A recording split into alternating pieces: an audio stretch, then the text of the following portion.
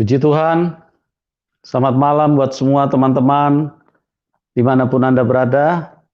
Di dalam kasih dari Tuhan Yesus Kristus, kembali kami hadir pada malam hari ini untuk berbagi di dalam kehidupan tentang apa yang telah Tuhan Yesus kerjakan lewat Roh Kudus-Nya kepada kita, sehingga kerinduan kami supaya semua teman-teman yang ada di dalam link ini bisa dikuatkan, bisa dihiburkan, bisa dipertetapkan hatinya, dan semakin bertumbuh di dalam iman, karena Tuhan Yesus adalah Tuhan yang setia, Tuhan Yesus adalah Tuhan yang terus melakukan mujizat, Tuhan Yesus adalah Tuhan yang terus menyatakan dirinya kepada kita, dimanapun, kapanpun, pada saat kita dalam kondisi yang sangat membutuhkan, Tuhan Yesus siap untuk memberikan pertolongan. Kami berdoa supaya semua teman-teman terus diberkati Tuhan, terus mengalami kebaikan Tuhan, kemurahan Tuhan, dan bisa masuk di dalam rencana Tuhan. Oke, pada malam hari ini kita akan dengarkan kesaksian dari seorang narasumber bagaimana kuasa Tuhan yang telah terjadi di dalam kehidupannya lewat tragedi yang cukup memilukan, yang cukup menghancurkan secara manusia, sangat berat situasi yang dihadapi pada waktu tragedi 98. Tetapi kemampuan Tuhan, kuasa Tuhan jauh melebihi daripada apapun yang menekan kehidupan manusia. Pada saat Tuhan hadir di dalam hidup kita, kita diubahkan, kita dihiburkan, kita dikuatkan. Dan sejak peristiwa Mei, Tuhan terus melakukan pertolongan kepada narasumber ini, bahkan Tuhan sering berbicara secara audible, didengar langsung di telinganya, dan Tuhan menuntun beliau dengan berbagai cara yang sangat-sangat supranatural, yang sangat memberkati, dan saat ini beliau juga aktif di dalam pelayanan untuk menjadi saksi Tuhan, untuk memberitakan Injil di berbagai tempat. Oke, kita akan segera sambut narasumber kita, Ibu Liliana. Yes, amin. Selamat malam, Ibu Liliana. Selamat malam, Shalom, Pak Shalom. Pastor Yusuf. Terima kasih Ya. atas kesempatan. Apa kabar, Ibu? Luar biasa, Yesus luar biasa. Tuhan Yesus selalu baik. Ya, Ibu, mic-nya bisa agak didekatin sedikit ya, Bu? Boleh Pak, boleh Pak. Ya. Bagus? Oke, ya. Bagus, Pak? Ya, bagus. Okay. Ya. Oke, Terima sudah kasih. bagus ya. Gimana kabarnya, Ibu? Gimana kabarnya? Luar biasa. Masalah boleh ada, puji Tuhan. tapi Yesus tetap luar biasa. Oke, puji Tuhan, luar biasa. Terima kasih ya, Ibu ya. Terima kasih sudah mau hadir untuk berbagi, memberikan kesaksian kepada kita semua tentang apa yang telah terjadi di dalam hidup Ibu, tentang apa yang telah Tuhan lakukan di dalam kehidupan Ibu. Ya, nanti di dalam memberikan kesaksian Ibu supaya teman-teman bisa jelas, mungkin bisa ini pelan-pelan aja ya Bu, supaya ini supaya kesaksian Ibu yang luar biasa itu bisa dipahami alur ceritanya ya Bu ya. Jadi rileks aja, dan penyampaian itu supaya bisa ditangkap oleh teman-teman. Nah, saudaraku yang saya kasih di dalam Tuhan, teman-teman, Ibu ini sering kali mendengarkan suara Tuhan langsung di telinga. Nah, bagaimana itu hal bisa terjadi di dalam kehidupannya? Kita akan dengarkan dari beliau secara langsung, dan ini akan sangat memberkati kita supaya kita tahu bahwa Tuhan itu Tuhan yang setia. Di dalam setiap persoalan kita, Dia hadir, Dia terus ingin melakukan hal-hal yang luar biasa di dalam hidup kita. Oke, Ibu Liliana Lim, waktu dan tempat saya serahkan kepada Ibu. Silakan Ibu. Iya. Shalom. Dalam kasih dalam Kristus. Saya mengucap syukur bahwa Tuhan kita baik, selalu menyertai kita dengan kuasa mujizat yang sempurna, selalu melindungi kita di dalam segala hal.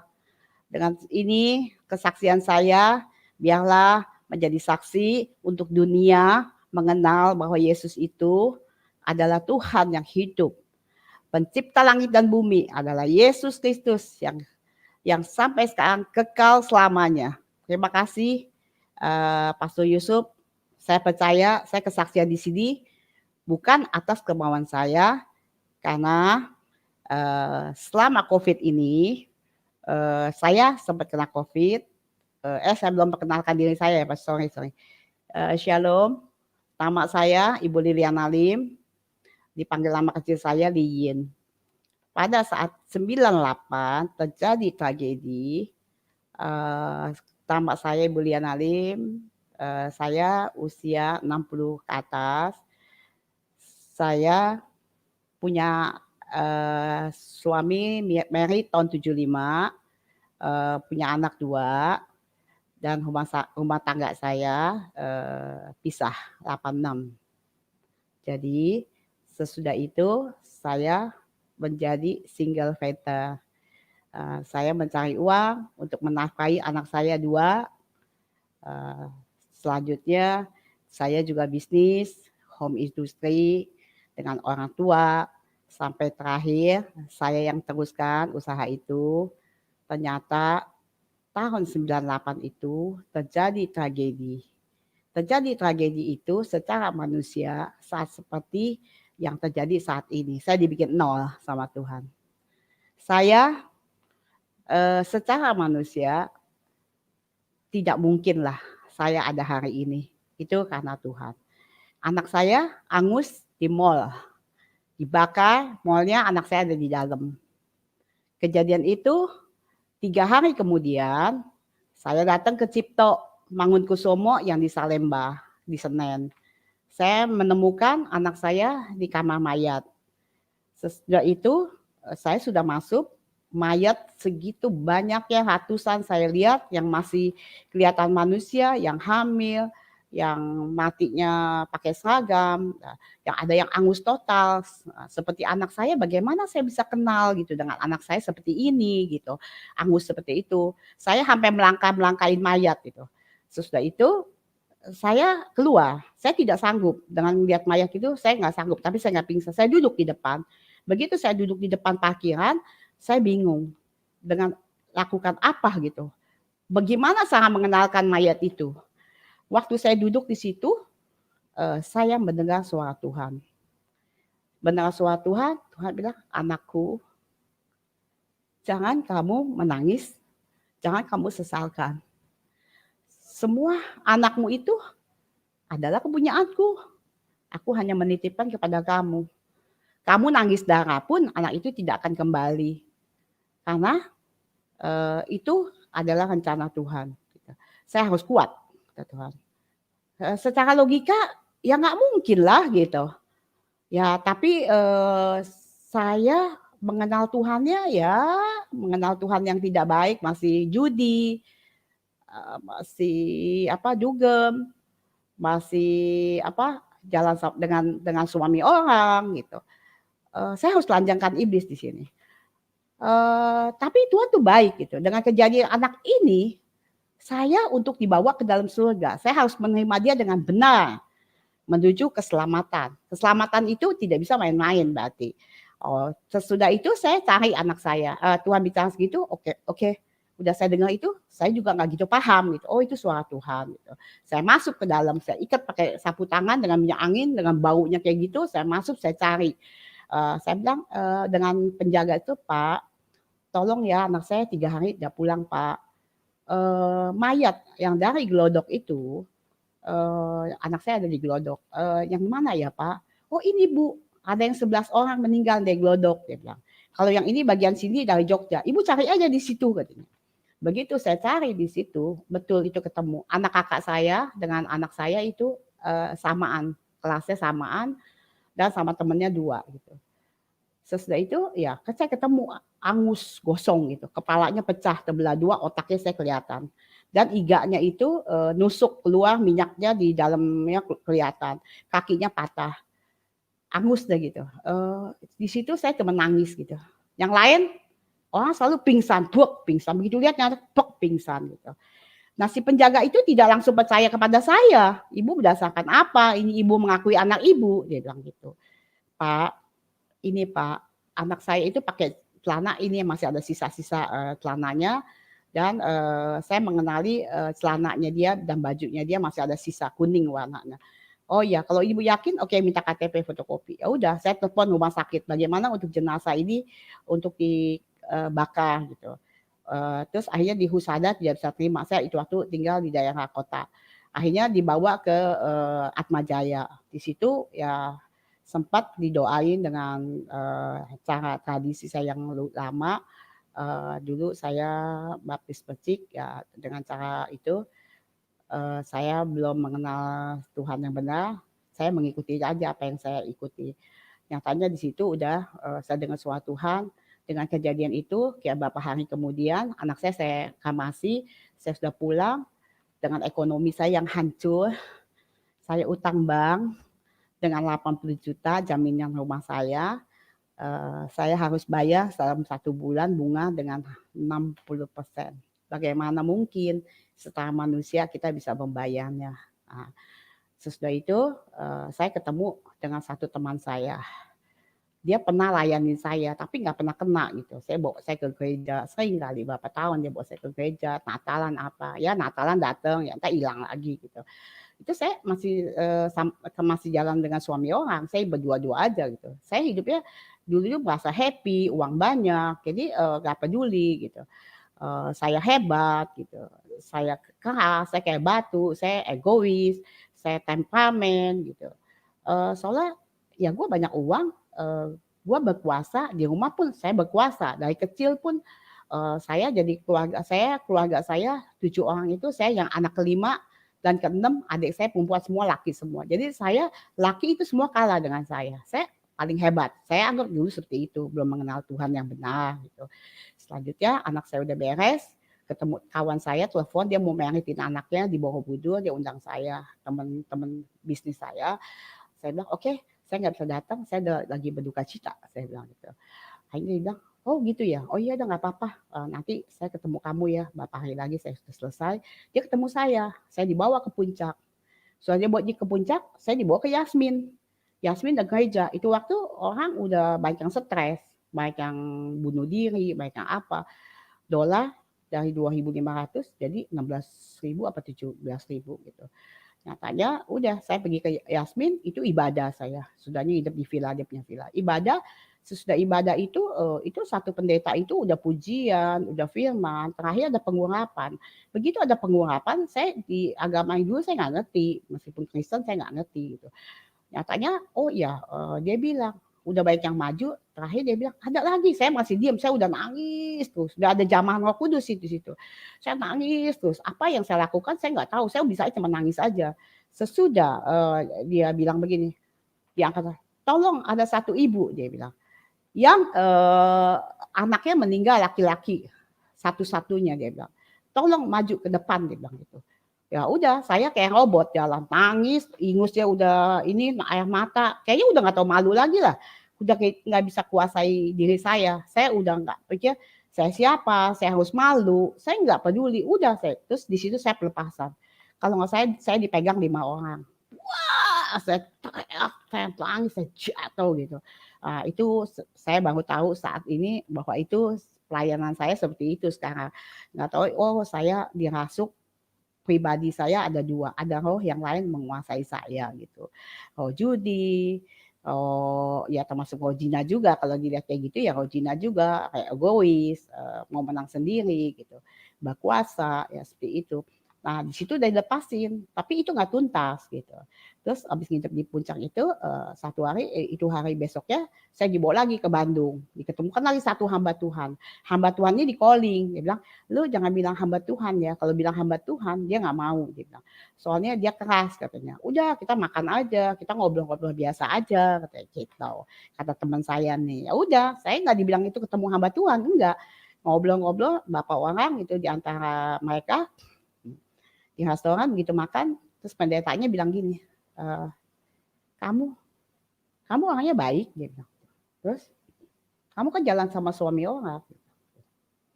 Saya bilang, "Kok dia tahu ya?" gitu. Saya bingung, "Kok dia tahu ya?" gitu. Tapi pikiran saya, teman saya kali yang kasih tahu dia gitu.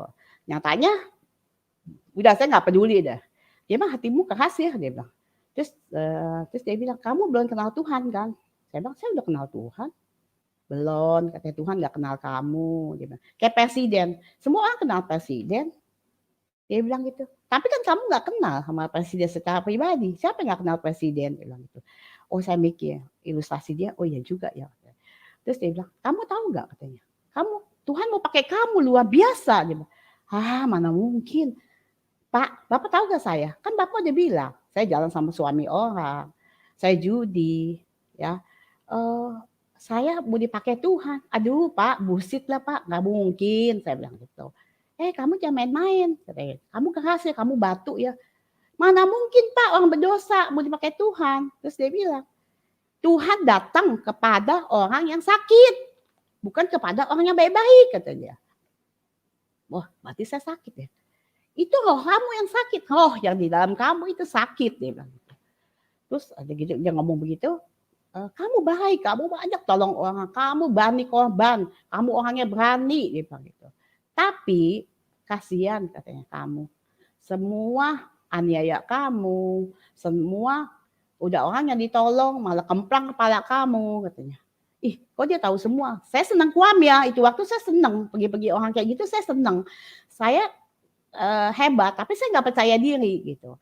Sesudah itu saya udah ngikutin dia begitu, iya juga ya. Terus dia bilang, Tuhan cuma minta hatimu. Dia bilang.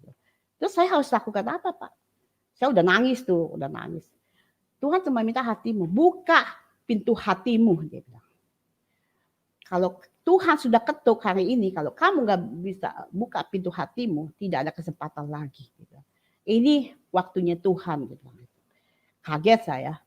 Wah, ya juga ya. Akhirnya udah saya buka hati, ya udah Pak. Saya siap Pak. Saya buka hati Pak. Saya mau terima Yesus Pak. Nyatanya sudah pulang makan selesai, saya dibawa ke rumahnya di Bandung. Emang posisinya di Bandung. Begitu dibawa ke rumahnya, dia ambil gitar satu. Dia cuma nyanyi genjreng nyanyi kuasa Roh Kudus apa hadirat Tuhan, saya lupa itu waktu. Yang tanya begitu dia genjreng, saya udah nangis terus, saya udah nggak tahan gitu. Dia urapi saya. Dalam nama Yesus, dia tengking saya. Segala roh yang tidak dari Allah keluar. Nah, kuasa-kuasa kegelapan keluar dalam nama Yesus gitu. Wah, saya langsung jatuh. Saya terus berbahasa roh. Wah, mulut saya gitu. Saya bingung, ini apa gemetar kayak gini? Saya nggak pernah ngalamin gemetar kayak gitu. Pak, ini kenapa Pak? Sesudah saya sadar dibangun, kamu ada yang keluar di tubuhmu. Apa coba saya mau tanya sama kamu, kata pendeta saya. Saya bilang, oh iya, saya bilang. Itu saya lihat tubuh saya. Tubuh saya itu hitam keluar, saya lihat di depan saya gitu. Oh, berarti secara pribadi saya ada dua roh yang saya sering sakit keluar masuk rumah sakit, saya stres, saya depresi, saya makan obat tidur, saya bawa obat kemana-mana, ya seperti itu. Selanjutnya sejak pelepasannya kok saya enteng gitu, wah enteng, badan saya kayak kapas, wah benar-benar kayak kapas. Wah sakit saya tuh kayaknya semua sembuh, sakit lambung lah, sakit apa, sembuh lah.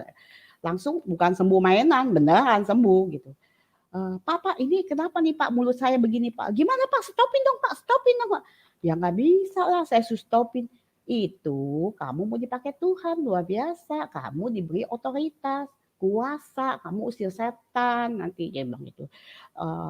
Doain orang sakit, kamu harus pelayanan gitu. Oh gitu ya Pak ya. Tetap ini mulut saya getar-getar terus. Ya udah teman gitu. Saya nggak ngerti dah, dia bilang ada kuasa lah, ada apa lah, kan saya belum pernah mengalami gitu. Udah sejak kejadian itu udah saya akhirnya ya, ada pelepasan kelanjutan lagi di kolam. Ya sesuai Wahyu 11 ayat 6 nanti kita bahas itu ada ayat ya. Saya seorang hamba Tuhan diberi kuasa. Wahyu 11 ayat 6 mengatakan bahwa seorang hamba Tuhan diberi kuasa untuk mengubah air itu menjadi darah gitu. Oh ya, dulu dikatain sesat-sesat gitu. Ternyata dulu katanya pendetanya dikatain sesat-sesat kayak gitu. Nah, melalui pelayanan ini saya begitu dilepasin ya di kolam saya kayak dicekek. Saya kan udah putus asa, saya mau bunuh diri gitu. Hidup saya udah tidak tahu lagi, tidak ada ketenangan gitu. Begitu pelepasan lagi yang di Yasmin 1, ke dia di 2 kali, ketiga kali itu saya belum dibaptis. Ketiga kali saya pelepasan lagi suasana darah Yesus itu saya pelepas, aduh saya mau mati, saya kayak dicekek sama setan. Pak, udah Pak, jangan ya, saya nggak bisa napas. Dalam nama Yesus, setan keluar, kamu mati bersama Yesus, bangkit bersama Yesus gitu. Nah, udah ditahirkan itu, udah saya lepas gitu. Kira-kira 1 minggu saya ikut pelayanan, ikut lihat-liatin gitu. Saya terus lahir baru, saya tadi belum cerita, saya lahir baru di tempat dia. Lagi sebelumnya saya pelepasan itu, saya lahir baru sesuai Yohanes 3 ayat 2 sampai 7. Soal Nikodemus, seorang yang ngerti ngerti semua agama apapun, dia ngerti orang Farisi, tapi dia Tuhan ngomong secara roh, dia secara fisik gitu. Jadi kalau kamu tidak lahir baru, tidak lahir dari air dan roh, kamu tidak bisa melihat kerajaan Allah. Bahkan apalagi masuk, melihat aja nggak bisa. Jadi kita harus dilahirkan kembali. Nah, hidup kita ini, tubuh, jiwa, roh, itu dari dunia. Sejak orang tua kita hubungan jadilah kita. Roh kita, Adam dan Hawa sudah dosa. Jadi roh kita ini sudah nggak murni gitu. Harus di lahir baru. Lahir baru yang dari Kristus. Lahir baru yang dari Kristus seperti apa? Ayat yang itu Yohanes 3 itu sampai 7. Artinya terakhir bilang kamu apakah saya kata Nikodemus bilang, apakah saya harus masuk ke rahim ibu saya? Ya, tapi dia nggak nyambung. Akhir kata Yesus tidak. Jadi hanya rohmu, roh kita ditahirkan, roh kita pemulihan hati. Jadi baru kita bisa melihat kerajaan Allah. Itu ada ayatnya Yohanes 3 ayat 2 sampai 7.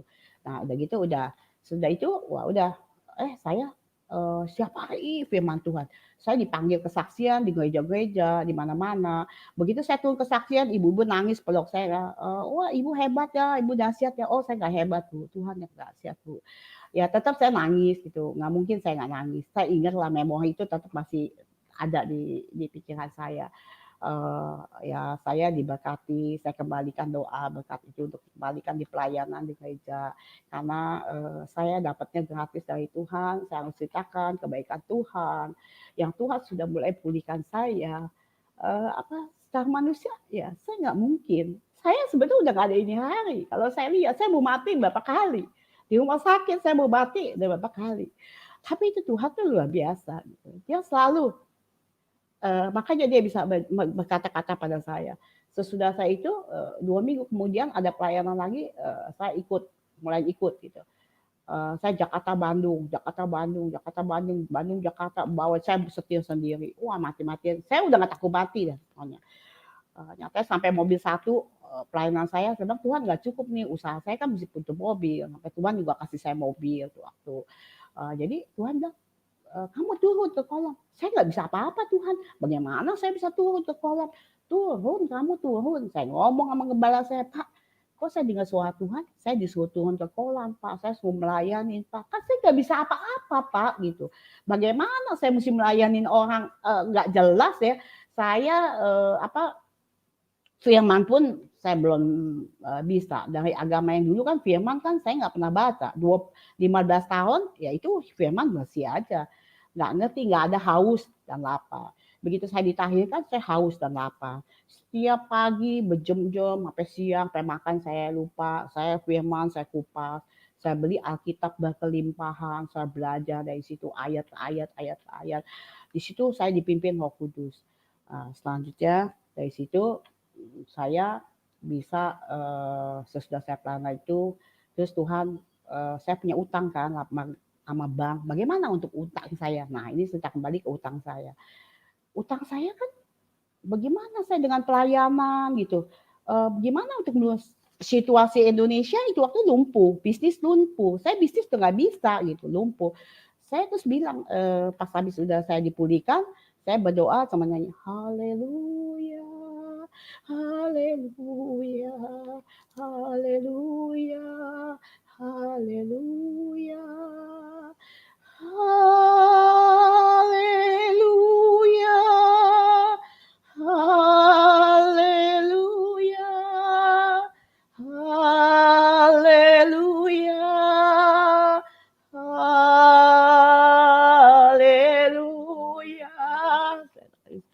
Saya bilang, Tuhan, begitu saya mau tidur menyanyi gitu, Tuhan kasih saya lihat sesuatu.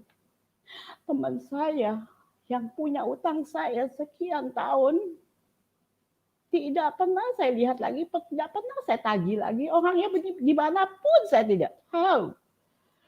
Tuhan bilang, ampuni orang itu. Saya sudah mengampuni Tuhan. Bagaimana saya tarik orang itu? Saya sudah mengampuni. Nagih aja tidak, saya bilang.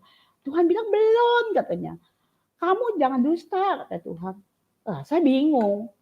Tuhan bilang, saya belum mengampuni, katanya. Padahal kalau kita belum mengampuni, kan utang itu kita tagih terus, kita mengutuk, menyumpahi. Ini enggak loh. Saya tidak tagih utang itu, udah orangnya di mana saya nggak tahu. Apa yang dia perbuat, dia tidak mengerti, kata Tuhan. Oh gitu ya Tuhan. Waktu saya sesudah dilayani, saya bilang sama Tuhan, Tuhan saya mau setia, saya mau melayani Tuhan, saya bilang saya mau taat gitu. Begitu saya bilang, saya nggak bisa Tuhan untuk mengampuni orang ini, Tuhan bagaimana caranya Tuhan? Saya bilang gitu. Kata Tuhan, bisa, katanya. Tanggalkan semua pikiranmu itu. Jangan pakai kekuatanmu, pakai kekuatanku, katanya. Biar Roh Kudus yang memimpin kamu. Kata Tuhan ngomong gitu sama saya. Oh iya juga ya. Terus Tuhan bilang, katanya kamu mau taat sama aku, kata Tuhan. Mana bukti kamu taat sama aku? Katanya, oh iya saya ingat lagi. Oh iya ya, dengan pembicaraan saya itu dituntut sama Tuhan. Saya harus lakukan itu. Secara manusia saya gila, saya nggak mungkin gitu. Tapi ya itu ya maunya Tuhan gitu. Ya. Selanjutnya saya ikutin. Saya bilang oke, baik Tuhan. Nah utang saya sejak kejadian itu utang saya 80 juta, saya harus lunasin bank, dan saya tanggung keluarga 1 bulan 5 juta, arisan yang saya main 5 juta saya udah tarik, tiap bulan saya mesti bayar, dengan keadaan lumpuh ini mesti bayar bunga bank 60%.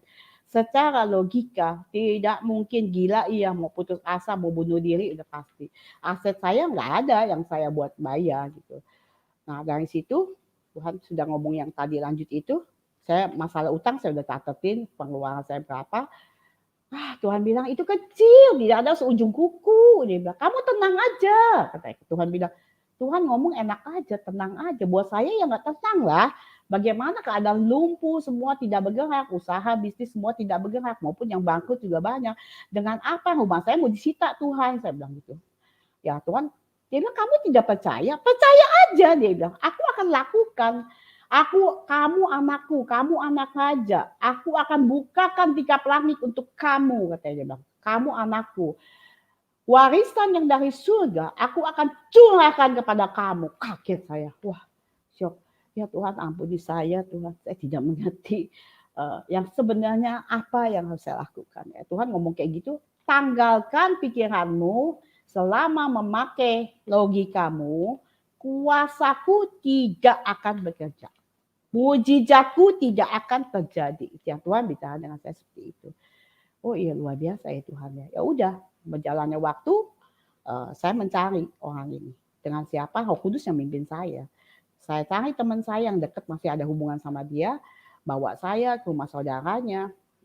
Ya udah dari rumah saudaranya bilang nggak ada dia di sini katanya. Dia tahu disangka saya mau nagih utang. Terus saya bilang, Li, dalam nama Yesus, saya datang disuruh Tuhan. Saya tidak nagih utang loh. Saya mau ketemu dengan adik kamu. Saya bilang gitu. Ya udah dia kan nggak tinggal di sini. Ya saya gini dah, kamu kan takut sama saya. Nanti tagih utang nih, saya kasih kartu nama saya. Dia hubungin saya mau ketemu. Saya harus ketemu dengan dia. Jangan kamu nggak kasih ketemu sama saya, nanti kamu masalah sama Tuhan. Dalam nama Yesus, saya disuruh Tuhan. Udah, selanjutnya ada beberapa hari si namanya orang itu cari saya, ketemu. Oke, saya bilang, apa kabar? Saya bilang, shalom. Saya bilang, Tuhan memberkati kamu, katanya. Masalah utangmu sudah lunas. Saya bilang, utangmu sudah lunas. Kamu gila katanya. Bagaimana utang saya lunas kok kamu yang minta maaf sama saya, maafin saya ya masalah dulu. kita selesaikan di sini. Saya bilang, di dalam Tuhan tidak ada pemusuhan. Kita harus mengampuni, mengasihi. Saya bilang, meskipun orang udah salah itu, tetap kita harus mengampuni, mengasihi, kata Tuhan.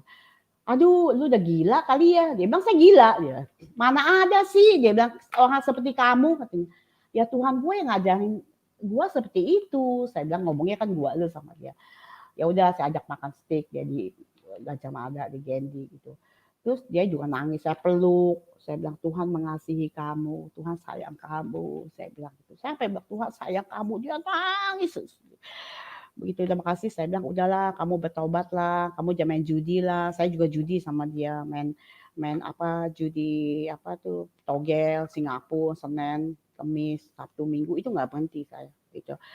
Sampai akhirnya dia bilang, ah belum lah, gue bilang jangan ngomong gitu, ini nggak ada kesempatan lagi. Saya bilang ini udah waktunya Tuhan untuk ketemuin saya sama kamu, untuk kamu bertobat. Terus saya terus tembus, saya kan nggak tahu rumah dia di mana.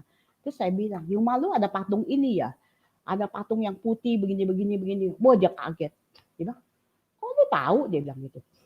Enggak, gue tadi ada penglihatan. Saya bilang, kok dikasih lihat? Saya bilang, gue nggak tahu. Iya kan, gue nggak tahu rumah lu di mana. Lu juga nggak kasih gue tahu sampai sekarang. Ya kok lu tahu ya, dia aneh. Tapi sesudah aneh begitu, saya udah lakukan yang Tuhan suruh, itu orang keras, tetap dia kayaknya nggak mau bertobat. Sampai ini saya cerita satu orang dulu, sampai satu hari kayak beberapa tahun kemudian saya ketemu di pasar, dia naik mobil. Dia bilang janji saya mau bayar utang saya 50.000 sebulan atau 100.000. Saya bilang gak usah lah, Tuhan udah lunasin, kamu tenang aja. Saya bilang gitu. Dia lari, gak mau ketemu saya. Sekarang dia udah gak ada, dia sempat stroke, dia sekarang sudah meninggal. Ya dia itu tidak ada kesempatan lagi, itu urusan satu. Sesudah itu saya lanjutkan yang apa yang Tuhan ajar saya seperti itu, saya lakukan. Utang saya bisa lunas dalam waktu masih situasi yang tidak baik. Bagaimana cara Tuhan melunaskinya? Nah, pakai logika itu nggak nyampe deh, nggak nyambung gitu. Saya ikut satu gereja di Jakarta, pulang pagi. Wah, saya gila. Saya setir mobil, saya pergi, saya ajak satu orang dampingin saya, wanita. Ayo pergi pulang pagi. 3 session. Ya udah, saya pulang pagi. Mama saya bilang, kamu udah kayak orang gila katanya. Ini bahaya, situasi belum aman gitu. Udahlah, tenang aja mama. Tuhan Yesus ada, nggak bakal bahaya, nggak bakal kecelakaan. Saya ikut 3 session. Saya setiap hari nangis sih, masih nangis, saya bingung gitu. Tapi begitu Tuhan udah ngomong kayak saya di dalam ibadah itu, Tuhan bicara melalui pendetanya. Dia bilang, siapa yang ada masalah? Dia bilang, nggak usah pikirkan, air matamu ditapung di kiblatnya Tuhan, diperhitungkan sama Tuhan, kata pendeta itu. Dia bilang gitu. Kamu nggak usah takut, dia bilang. Tuhan tuh hidup, Tuhan tuh ada. Dia bilang, siapa yang punya utang? Saya angkat tangan. Gitu. Tuhan akan selesaikan, Tuhan akan lunaskan. Gitu. Wah, saya nangis lagi di situ. Mungkin dengan segala sesuatu, kayaknya luar biasa Tuhan gitu. Terus pas pulang pagi itu, saya bangun tidur bunyi telepon ring gitu. Pas bunyi telepon itu orang itu telepon saya main hak sepatu. Sepatu wanita tuh itu belakangnya yang tinggi 7 cm, 12 cm itu saya produksi itu. Itu stok saya kan banyak itu waktu nggak jalan. Gitu. Orang itu beli sebanyak-banyaknya. Lu ada stoknya apa gini-gini? Ini gua ada pesanan orderan barangnya ini. Pas orderan yang barang yang saya ada diambil sama dia semua. Pas diambil semua, saya bingung. Kamu kok bisa bisnis, bisa jualan? Itu ada orang dari luar negeri, dolar 2.500 jadi 16.000 atau 18.000 itu waktu. Jadi orang pada ngeborong. Indonesia punya itu dibawa keluar gitu dengan harga murah gitu. Wah, puji Tuhan. Wah, yang pendeta ngomong malam itu betul, nyatanya itu dalam waktu singkat itu. Nah, terus saya bilang Tuhan ini masih nggak cukup loh Tuhan. Bagaimana ya? Tuh emas-emas kamu kan banyak, dia bilang, coba dikumpulin gitu. Saya dibukakan gitu, kayak dibukakan. Oh iya ya, saya ingat itu. Emas kan mahal tuh waktu. Saya belikan dulu masih murah. Emas saya ada bahan pinggang saya emas apa, wah saya cairin, saya jual gitu semuanya. Saya beresin rumah itu. Dalam waktu singkat, masih keadaan situasi masih belum aman, utang impas. Puji Tuhan, Tuhan luar biasa, kemuliaan bagi nama Tuhan. Bukan saya hebat. Yesus itu hebat. Utang sudah impas, saya sudah mengampuni orang. Masih proses lagi. Jalannya itu pelayanan, saya bawa jiwa, kasih ke Tuhan gitu. Di perjalanan pelayanan itu ya proses tetap ada di antara tim pelayanan gesek-gesekan tetap saya dikatain berzina, saya apa, saya nangis gitu. Padahal pelan-pelan saya juga mau lepasin gitu. Satu saat saya ngomong sama pendeta saya, Pak, kalau saya pelayanan kayak gini terus Pak, kayaknya saya nggak sanggup loh Pak. Saya bilang gitu. Kenapa? Katanya, iya, saya kan berzina, saya kan manusia kotor. Saya dia bilang, Bapak, kalau saya dikata-katain kayak gini, bagaimana saya mau bertobat? Orang Kristen sendiri yang mengata-katakan kayak gitu. Padahal kita proses gitu, bukan kita nggak mau lepasin. Semua tuh bertahap, ada proses yang kita mau lepasin. Kita mau putusin seseorang, Tuhan bilang yang saya musuh aja harus saya baik. Bagaimana yang saya jalanin sama-sama cinta, saya udah belasan tahun hubungan kayak suami istri, sekarang mau dipisahkan dengan secara galak terus di-cut begitu, nggak mungkin dong. Kan kita dikasih hikmat sama Tuhan, dikasih lemah lembut, mengasihi gitu. Saya juga berdoa sama Tuhan. Ya, ini soal hubungan jalan sama laki orang. Sebelum itu Tuhan ada bicara dengan saya juga. Waktu saya pelayanan, saya tunda dulu ini ya. Waktu saya pelayanan itu udah beres utang segala apa, ada proses-proses pelayanan. Tuhan kasih saya, kamu pergi ke tanah perjanjian. Masih keadaan kehusuan, pergi ke tanah perjanjian, mana mungkin, saya bilang gitu. Tuhan kasih saya yang aneh-aneh aja pokoknya.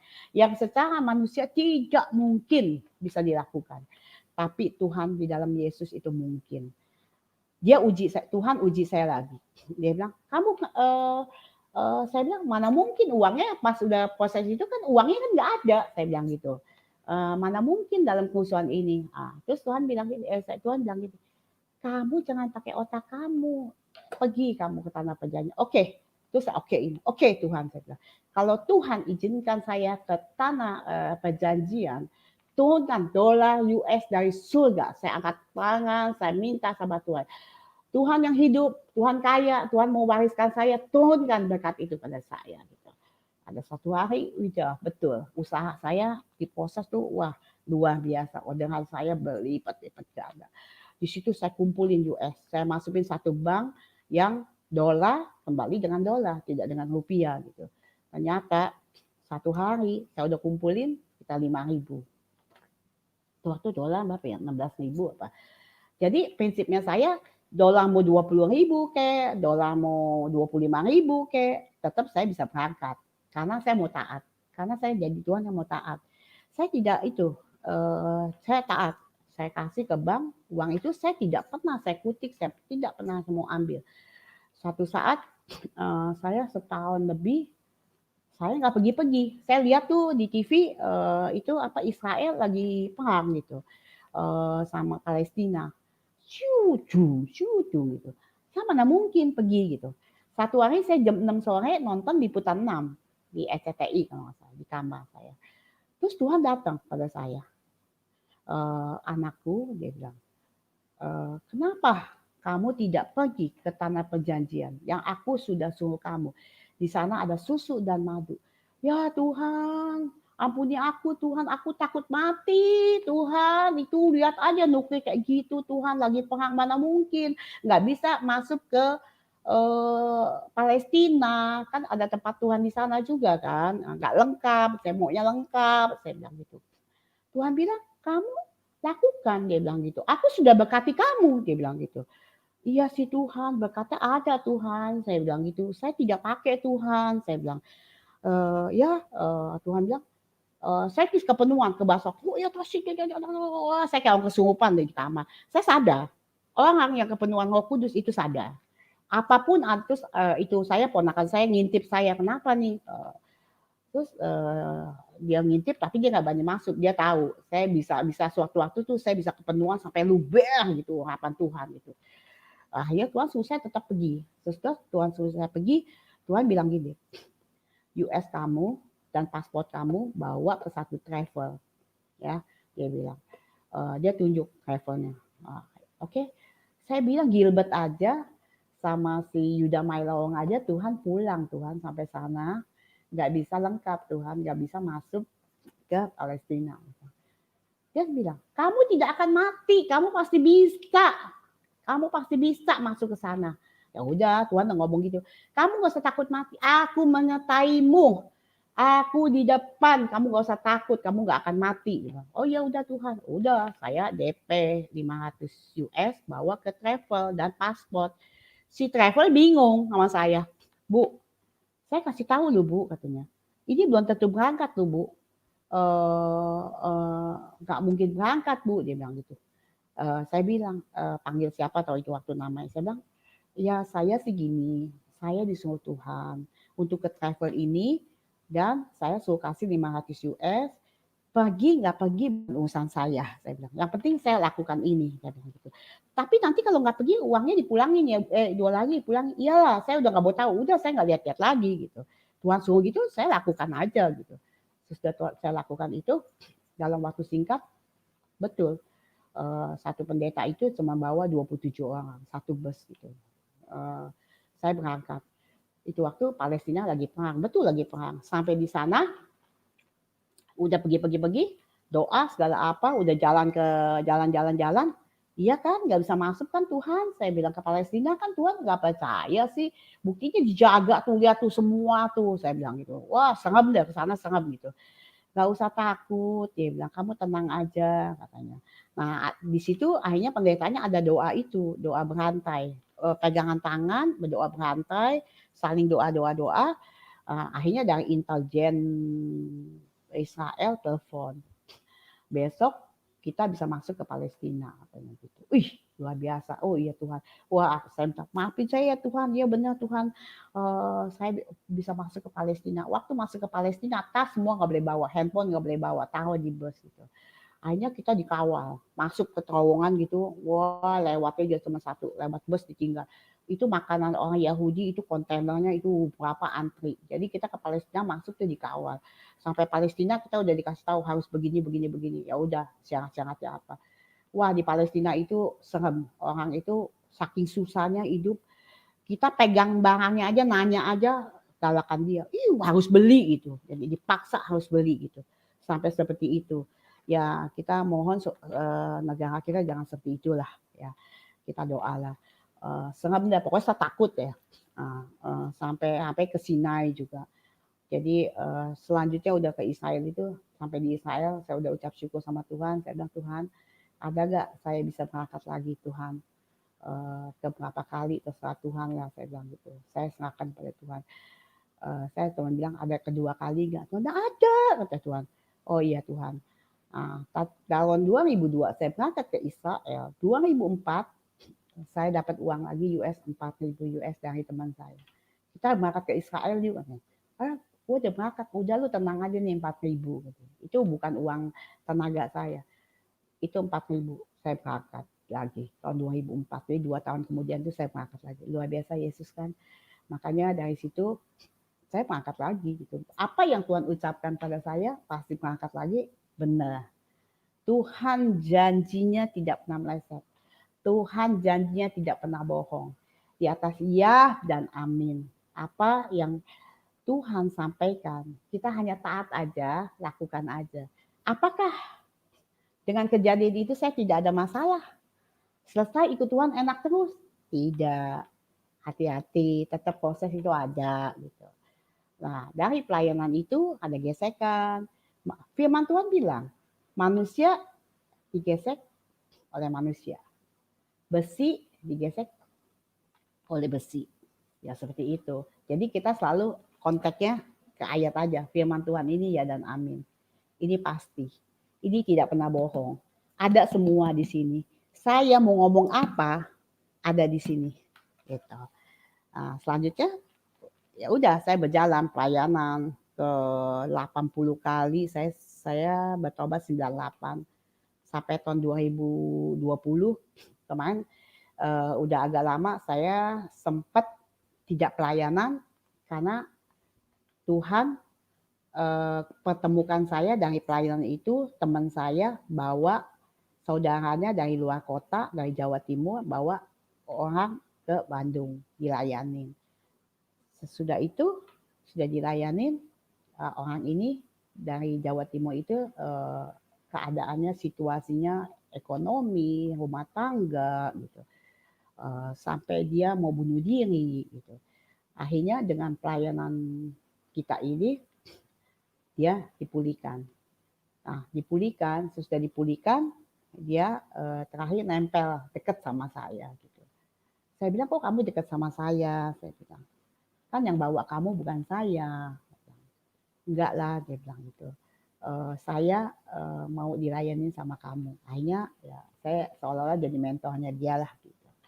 Selama saya jadi mentornya dia, kira-kira berapa tahun kemudian, dia pengusaha besar di Jawa Timur, saya disuruh pegang perusahaan dia. Pas saya disuruh pegang perusahaan dia pada tahun 2007. Nah, saya udah kebanyak ditipu orang. Saya sering ditipu orang, bantu orang pasti tipu.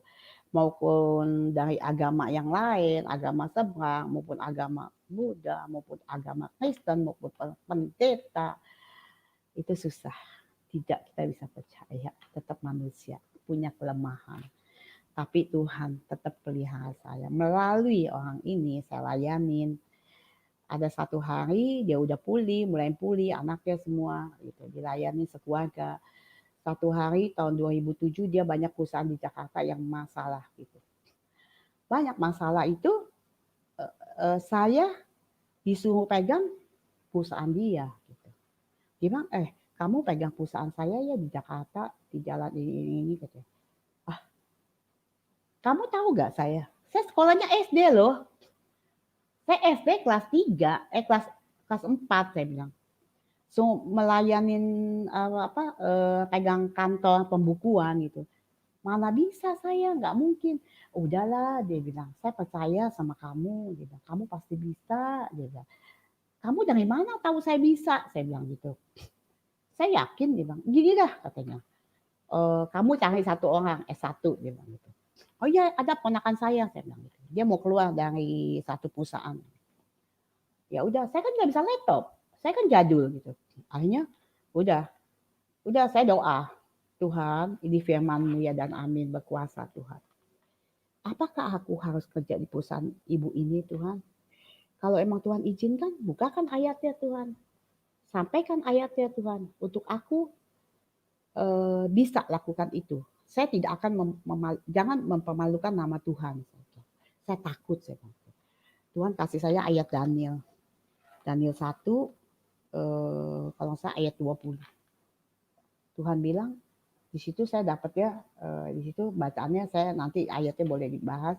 Di situ saya dapatnya bahwa orang dunia tidak secerdas kita. Kita orang yang percaya Kristus dikasih 10 kali lipat hikmat dan kecerdasan. Wah, Tuhan ngomong sama saya begitu. Saya buka ayat itu kaget gitu. Oh, gitu ya. Oh, berarti Tuhan izinkan saya saja di situ gitu. Ya udah, dia juga saya suruh berdoa gitu. Oh iya deh, saya dapat ayat ini nih. Berarti saya ada dikasih kecerdasan 10 kali meskipun saya SD gitu. Saya sekolahnya Mandarin, Melayu saya, Indonesia saya juga tidak baik gitu. Nyatanya ya udah dia bilang, "Ya, gue beliin itu ya laptop gini-gini. Kamu kesini dulu gini-gini," saya dibawa gini-gini. Begitu saya lakukan itu, saya dikasih meja. Nah, pimpinan di sana itu kan perusahaan udah jalan gitu. Pimpinan di sana yang udah puluhan tahun orang Kristen juga. Ada satu hari bos saya bilang, kamu audit ya. Audit. Audit ya? Mana bisa saya audit gitu. Terus saya ngomong sama ponakan saya, kita disuruh audit loh. Gini aja deh. Jadi kalau saya audit perusahaan itu yang orang lama ini pegang kan, saya harus ambil data-datanya dia kan gitu. Data penagihan, data yang giro, utang piutang, semua saya harus tahu kan gitu. Saya minta. Terakhir ya bos bilang gitu. Nah udah gitu dia nggak senang orang ini. Dia bilang, siapa kamu? Dia bilang gitu. Ibu, saya bilang, sorry, saya ada di sini kan utusan bos, saya bilang, bos besar, ring 1, saya bilang. Saya sih nggak bisa apa-apa loh Bu. Bu, kita kan seiman Bu. Ibu jangan banting-bantingin lemari besi Bu. Saya kaget Bu, saya bilang gitu. Dia marah setiap hari lihat saya udah nggak suka gitu. saya lakukan terus, saya doa juga gitu, yang terbaik. Waktu itu saya bilang, "Bu, saya mau ngomong ya Bu, 4 mata, kita masuk ke dalam ya Bu." Nah, saya masuk ke satu kamar, saya bicara dengan ibu itu. Saya bilang, "Bu, kita sama-sama orang Kristen, Bu, anak Tuhan, Bu. Kita harus lakukan yang baik, Bu. Jangan kita aneh-aneh, Bu. Sekarang gini, Bu, saya ada di sini untuk melakukan periksa perusahaan ini. Berarti bos tahu ada sesuatu, ada tanda besar, tanda tanya besar. Saya pun tidak mengerti. Ibu harus open, saya bilang. Ibu mau tutupin ya terserah, tetap nanti ketahuan, saya bilang. Saya datang ke sini, saya tidak akan pecat ibu, saya tidak akan geser posisi ibu tetap ada di sini, saya bilang. Saya tidak akan geser posisi ibu tidak akan dipecat, saya bilang itu. Saya memang benar, saya tidak mau posisi dia. Akhirnya saya datang ke sini bawa terangnya Tuhan, saya bilang gitu. Saya bawa 1 lilin aja, Bu. Tempat ini gelap, Bu. Jadi terang, Bu, gitu. Apapun masalahnya, apapun yang terjadi, terangnya Tuhan nggak bisa, Bu, ditutup-tutupin lagi. Gelap tidak bisa bersatu dengan terang, saya bilang gitu. Akhirnya ibu itu mengerti. Oh iya. Tetap satu hari dia tidak kasih data sama saya. Saya terus telepon bos, Pak, bos saya di luar kota, saya bilang, "Pak, ini gimana ya data ini nggak bisa dikasih ke saya. Kalau data ini nggak dikasih, bagaimana saya mesti periksa, Pak?" Langsung, "Kamu kasih tahu sama dia. Kalau dia macam-macam sama kamu, saya pecat dia," gitu. Terus, "Bapak aja deh yang ngomong, Pak. Saya nggak mau, Pak, ngomong, Pak." Gitu. Terus akhirnya bos saya kasih teleponnya, bicara dengan ibu itu. "Ibu, ibu tahu, saya taruh ibu itu di situ, Bu Liana di situ. Itu ibu dia minta apapun ibu harus kasih. Ibu jangan macam-macam. Kalau dia minta apa ibu nggak kasih, saya pecat ibu." Wah, dia takut dari situ. Saya tidak usah ngomong apa-apa, ya Tuhan Roh Kudus yang bekerja. Makanya saya ini SD loh. Saya pegang perusahaan begitu besar. Udah di Jakarta, saya dikirim lagi keluar kota, saya audit lagi yang di luar kota. Karyawan yang hampir 1.000. Waduh, perusahaannya itu saya audit lagi di sana. Banyak masalah. Begitu saya masuk, saya bilang ini ada begini, ini ada begini, ini begini. Saya juga bukan kekuatan saya, itu semua kekuatan Tuhan. Saya ini orang bodoh. Kalau bukan Tuhan, saya orang bodoh. Karena firman Tuhan yang bikin saya pintar, Tuhan sendiri menurunkan hikmat ke saya. Dan ayat ini semua saya dituntun sama dia. Nyatanya udah saya bisa bongkar semua, saya bisa pecat orang berdasarkan ada bukti. Tangan kanan bos pun akhirnya saya bongkar semua, terakhir lama saya kerja sampai berapa tahun, sampai saat ini saya masih dijamin. Jadi itulah. Ngomong-ngomong udah sejam ya Pak ya. Begitu ya udah. Jadi inilah kesaksian saya, masih banyak lagi. Saya disakitin, orang tua saya juga tekan saya. Ayah saya istrinya ada istri bukan satu. Jadi kehidupan saya married juga tidak disetujukan karena orang tidak baik gitu. Akhirnya saya tahun 86 saya pisah. Nyatanya kesaksian saya masih banyak lagi lah. Saya pokoknya gini, nanti kita sambung lagi. Saya rasa ini banyak ayat-ayat juga yang harus kalau nanti bisa ditampilkan. Oke. Saya bisa ada ini hari, Liliana ada ini hari karena kebaikan Tuhan, karena anugerah Tuhan. Dan saya punya anak 2, tinggal 1, punya dikaruniakan anak kembar tahun 2001, Tuhan ganti. 98 anak saya meninggal, Tuhan ganti 2 cucu laki-laki. Yang pertama ada lahir 95, perempuan, cucu saya ada 3. Cucu saya 3 ini sekarang udah kerja semua. Yang perempuan di BCA audit, sama kayak saya audit. Yang laki-laki kerja di perusahaan lain, tapi nggak lulus. Yang satu S1 cum laude, yang 2 ini si kembar tidak, kekuatannya kurang, mau langsung kerja SMA, tamat SMK, saya persilakan, saya tidak memaksakan. Saya juga doa sama Tuhan. Saya mohon saudara-saudara yang sudah di dalam Tuhan, apalagi di dalam Tuhan yang dari lahir keturunan Kristen, saya cuma mohon banyak yang saya layanin karena terlalu tenang di zona nyaman gitu. Saya pun di zona nyaman ditegur sama Tuhan. Saya begitu marah sama anak saya ditegur sama Roh Kudus yang tegur. Kamu diem, kamu nggak usah bersungut-sungut. Aku sudah berkati kamu. Kamu hanya menjalankan, percaya aja. Hanya Tuhan tekan seperti itu. Jadi ya, ini ya Pak Yusuf, Pastor Yusuf udah 1 jam. Saya ya sudah 1 jam Pak Pastor Yusuf waktunya.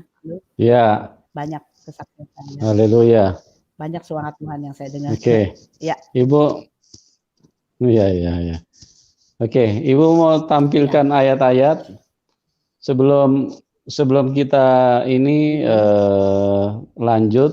Saya ingin sampaikan kepada teman-teman, linknya kami taruh di bawah layar deskripsi ya. Di bawah layar deskripsi, di bawah layar YouTube ya. Ada mungkin yang tidak terlalu mengerti layar deskripsi itu yang mana. Jadi Anda lihat di sebelah kanan YouTube ada panah ke bawah, itu Anda tekan, Anda klik situ, nanti akan terscroll ke bawah. Nah, dari situ Anda bisa Bisa klik dari situ. Di situ ada linknya ya, kami taruh di situ. Oke teman-teman, kita lanjut sedikit ayat-ayat apa yang Ibu mau tampilkan. Orang Kristen tetap harus lahir baru. Lahir baru itu adanya di Yohanes 3 mengenai Nikodemus. Ya. Ayat 2 sampai 7.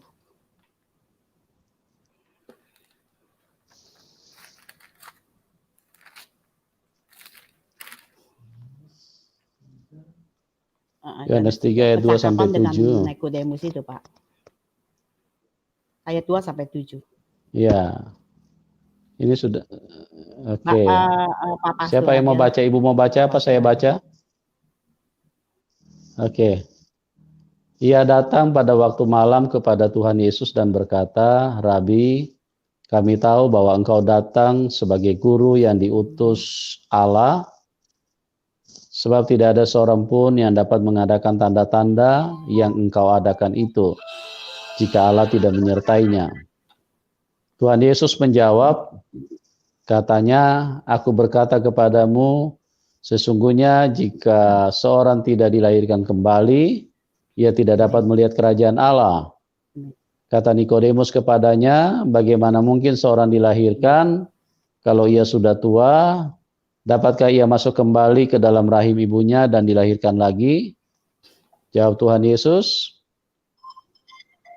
"Aku berkata kepadamu, sesungguhnya jika seorang tidak dilahirkan dari air dan roh, ia tidak dapat masuk ke dalam kerajaan Allah. Apa yang dilahirkan dari daging adalah daging, dan apa yang dilahirkan dari roh adalah roh.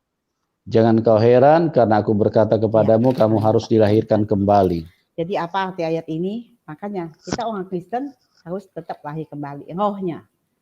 Rohnya dilahirkan kembali, dikuduskan. Bagaimana cara untuk roh itu lahir baru? Ya, nah, itu ayatnya yaitu. Jadi kita harus didoain lahir baru, menerima Yesus sebagai juru selamat, buka pintu hatimu. Selama kamu dilayani lahir baru, kamu tidak buka pintu hatimu, Tuhan gak akan masuk. Itu aja poinnya. Jadi kamu mesti buka pintu hatimu, mengakui semua dosa-dosanya. Sudah mengakui dosa-dosanya, kita sebagai saksi, Tuhan mau dikeluarkan atau mau dibacakan, mau di dalam hati, itu silakan. Pembunuh, dosa berzina, termasuk saya gugurin anak gitu. Tadi saya kena utang nggak bayar, ya seperti itu. Jadi harus dilahirkan, sampah ini harus dikeluarkan. Kita akui, Tuhan mendengar. Begitu kita mengakui, bersih, baru Roh Kudus masuk ke dalam kita undang. Bahwa Roh Allah pencipta langit dan bumi, yang di kayu salib 2000 tahun yang lalu, 2000 tahun yang lalu sudah tebus dosa-dosa kita. Dosa-dosa segala sengaja, tidak sengaja, besar kecil, sudah dilunaskan oleh darahnya. Nah, setelah itu dia masuk ke dalam tubuh kita. Roh Allah pencipta langit dan bumi, Roh Yesus Kristus dan Roh Kudus masuk ke dalam hati saya, dipersatukan dengan roh saya, tidak ada yang bisa pisahkan lagi. Nah, nama saya, segala dosa udah ya, terus kutuk, lepasin kutuk. Setelah lepasin kutuk, bahwa nama saya sudah tercatat di buku kehidupan di dalam surga sesuai Wahyu. Ada ayatnya, Wahyu 20 ya. Ayat Wahyu 20 ayat apa ya? Lupa nih saya. Nama tercatat di dalam buku kehidupan di surga. Itu janji Tuhan. Apabila nama tidak tercatat di dalam buku kehidupan, itu nggak mungkin masuk surga gitu. Bagaimana masuk surga? Ayat 15 ya. Dan setiap orang, ya Pak, Bapak lanjut Pak. Udah ketemu Pak? Wahyu berapa Ibu? Wahyu 20 ayat 15. Ya, ayat 15 kita Ya. tampilkan dulu ya. Ya. Wahyu 20 ayat 15. Dan Pak Pastor baca ya, maaf ya. Ya. Oke, dan setiap orang yang tidak ditemukan namanya tertulis di dalam kitab kehidupan itu, ia dilemparkan ke dalam lautan api itu. Iya. Iya, jadi harus tercatat Pak nama di dalam kehidupan di surga, buku kehidupan di surga. Iya kan? Kalau enggak dilempar ke api. Iya kan? Jelas kan? Iya Pak. Iya. Tuhan jelas kan? Iya, betul. Gitu. Jadi seperti itulah. Jadi darah Yesus itu berkuasa. Saya sering usir setan dan juga dengan perjamuan kudus. Kadang pakai minyak urapan. Ada yang bilang kan itu sesat apa. Itu ada ayatnya semua Pak. Kita berdasarkan ayat Pak. Dan Tuhan mendidik saya seperti itu. Jadi saya tidak melangkah dengan kebisaan kita, kehebatan kita, enggak Pak. Nah ada lagi saya pas dipulihkan itu melalui Yeskil 36 ayat 25 aja ya sampai nanti nggak usah sampai 36 Pak, kepanjangan Pak. Yeskil 36 ayat yang itu aja. Kita di pemulihan 36, hati. Ayat 25. Yeskel 36 ayat 25 sampai 36. Tapi nggak usah sampai 36 lah Pak. Sampai 27 aja nanti kepanjangan lah. Itu sampai 29 lah Pak. Yeskel 36 ayat 25 sampai 27. Sampai 2 enggak tuh. Ini saya baca dulu ya. Aku juga memperbanyak buah-buah. Ini Pak sampai 30 lah Pak ya. Soalnya sampai di situ baru itu pas gitu ke sana ini nanti mereka baca sendiri Pak ya. Yeskil 36 ayat 25 sampai 30 Pak. Oke, aku akan mencurahkan kepadamu air jernih yang akan mentahirkan kamu dan segala kenajisanmu dan semua berhala-berhalamu aku akan mentahirkan kamu. Kamu akan kuberikan hati yang baru dan roh yang baru di dalam batinmu, dan aku akan menjauhkan dari tubuhmu hati yang keras, dan kuberikan kepadamu hati yang taat. Rohku akan kuberikan diam di dalam hatimu, dan aku akan membuat kamu hidup menurut segala ketetapanku dan tetap berpegang pada peraturan-peraturanku dan melakukannya, dan kamu akan diam di dalam negeri yang telah kuberikan kepada nenek moyangmu, dan kamu akan menjadi umatku dan aku akan menjadi Allahmu. Aku akan melepaskan kamu dari segala dosa kenajisanmu, dan aku akan menumbuhkan gandum serta memperbanyaknya. Dan aku tidak lagi mendatangkan kelaparan atasmu. Aku juga memperbanyak buah pohon-pohonmu dan hasil ladangmu, supaya kamu jangan lagi menanggung noda kelaparan di tengah bangsa-bangsa. Ya, itu luar biasa kan. Makanya ayat ini pemulihan hati ya Pak ya. Jadi hati yang keras aja bisa dipulihkan sama Tuhan. Jadi Allah itu tetap harus masuk dalam kita.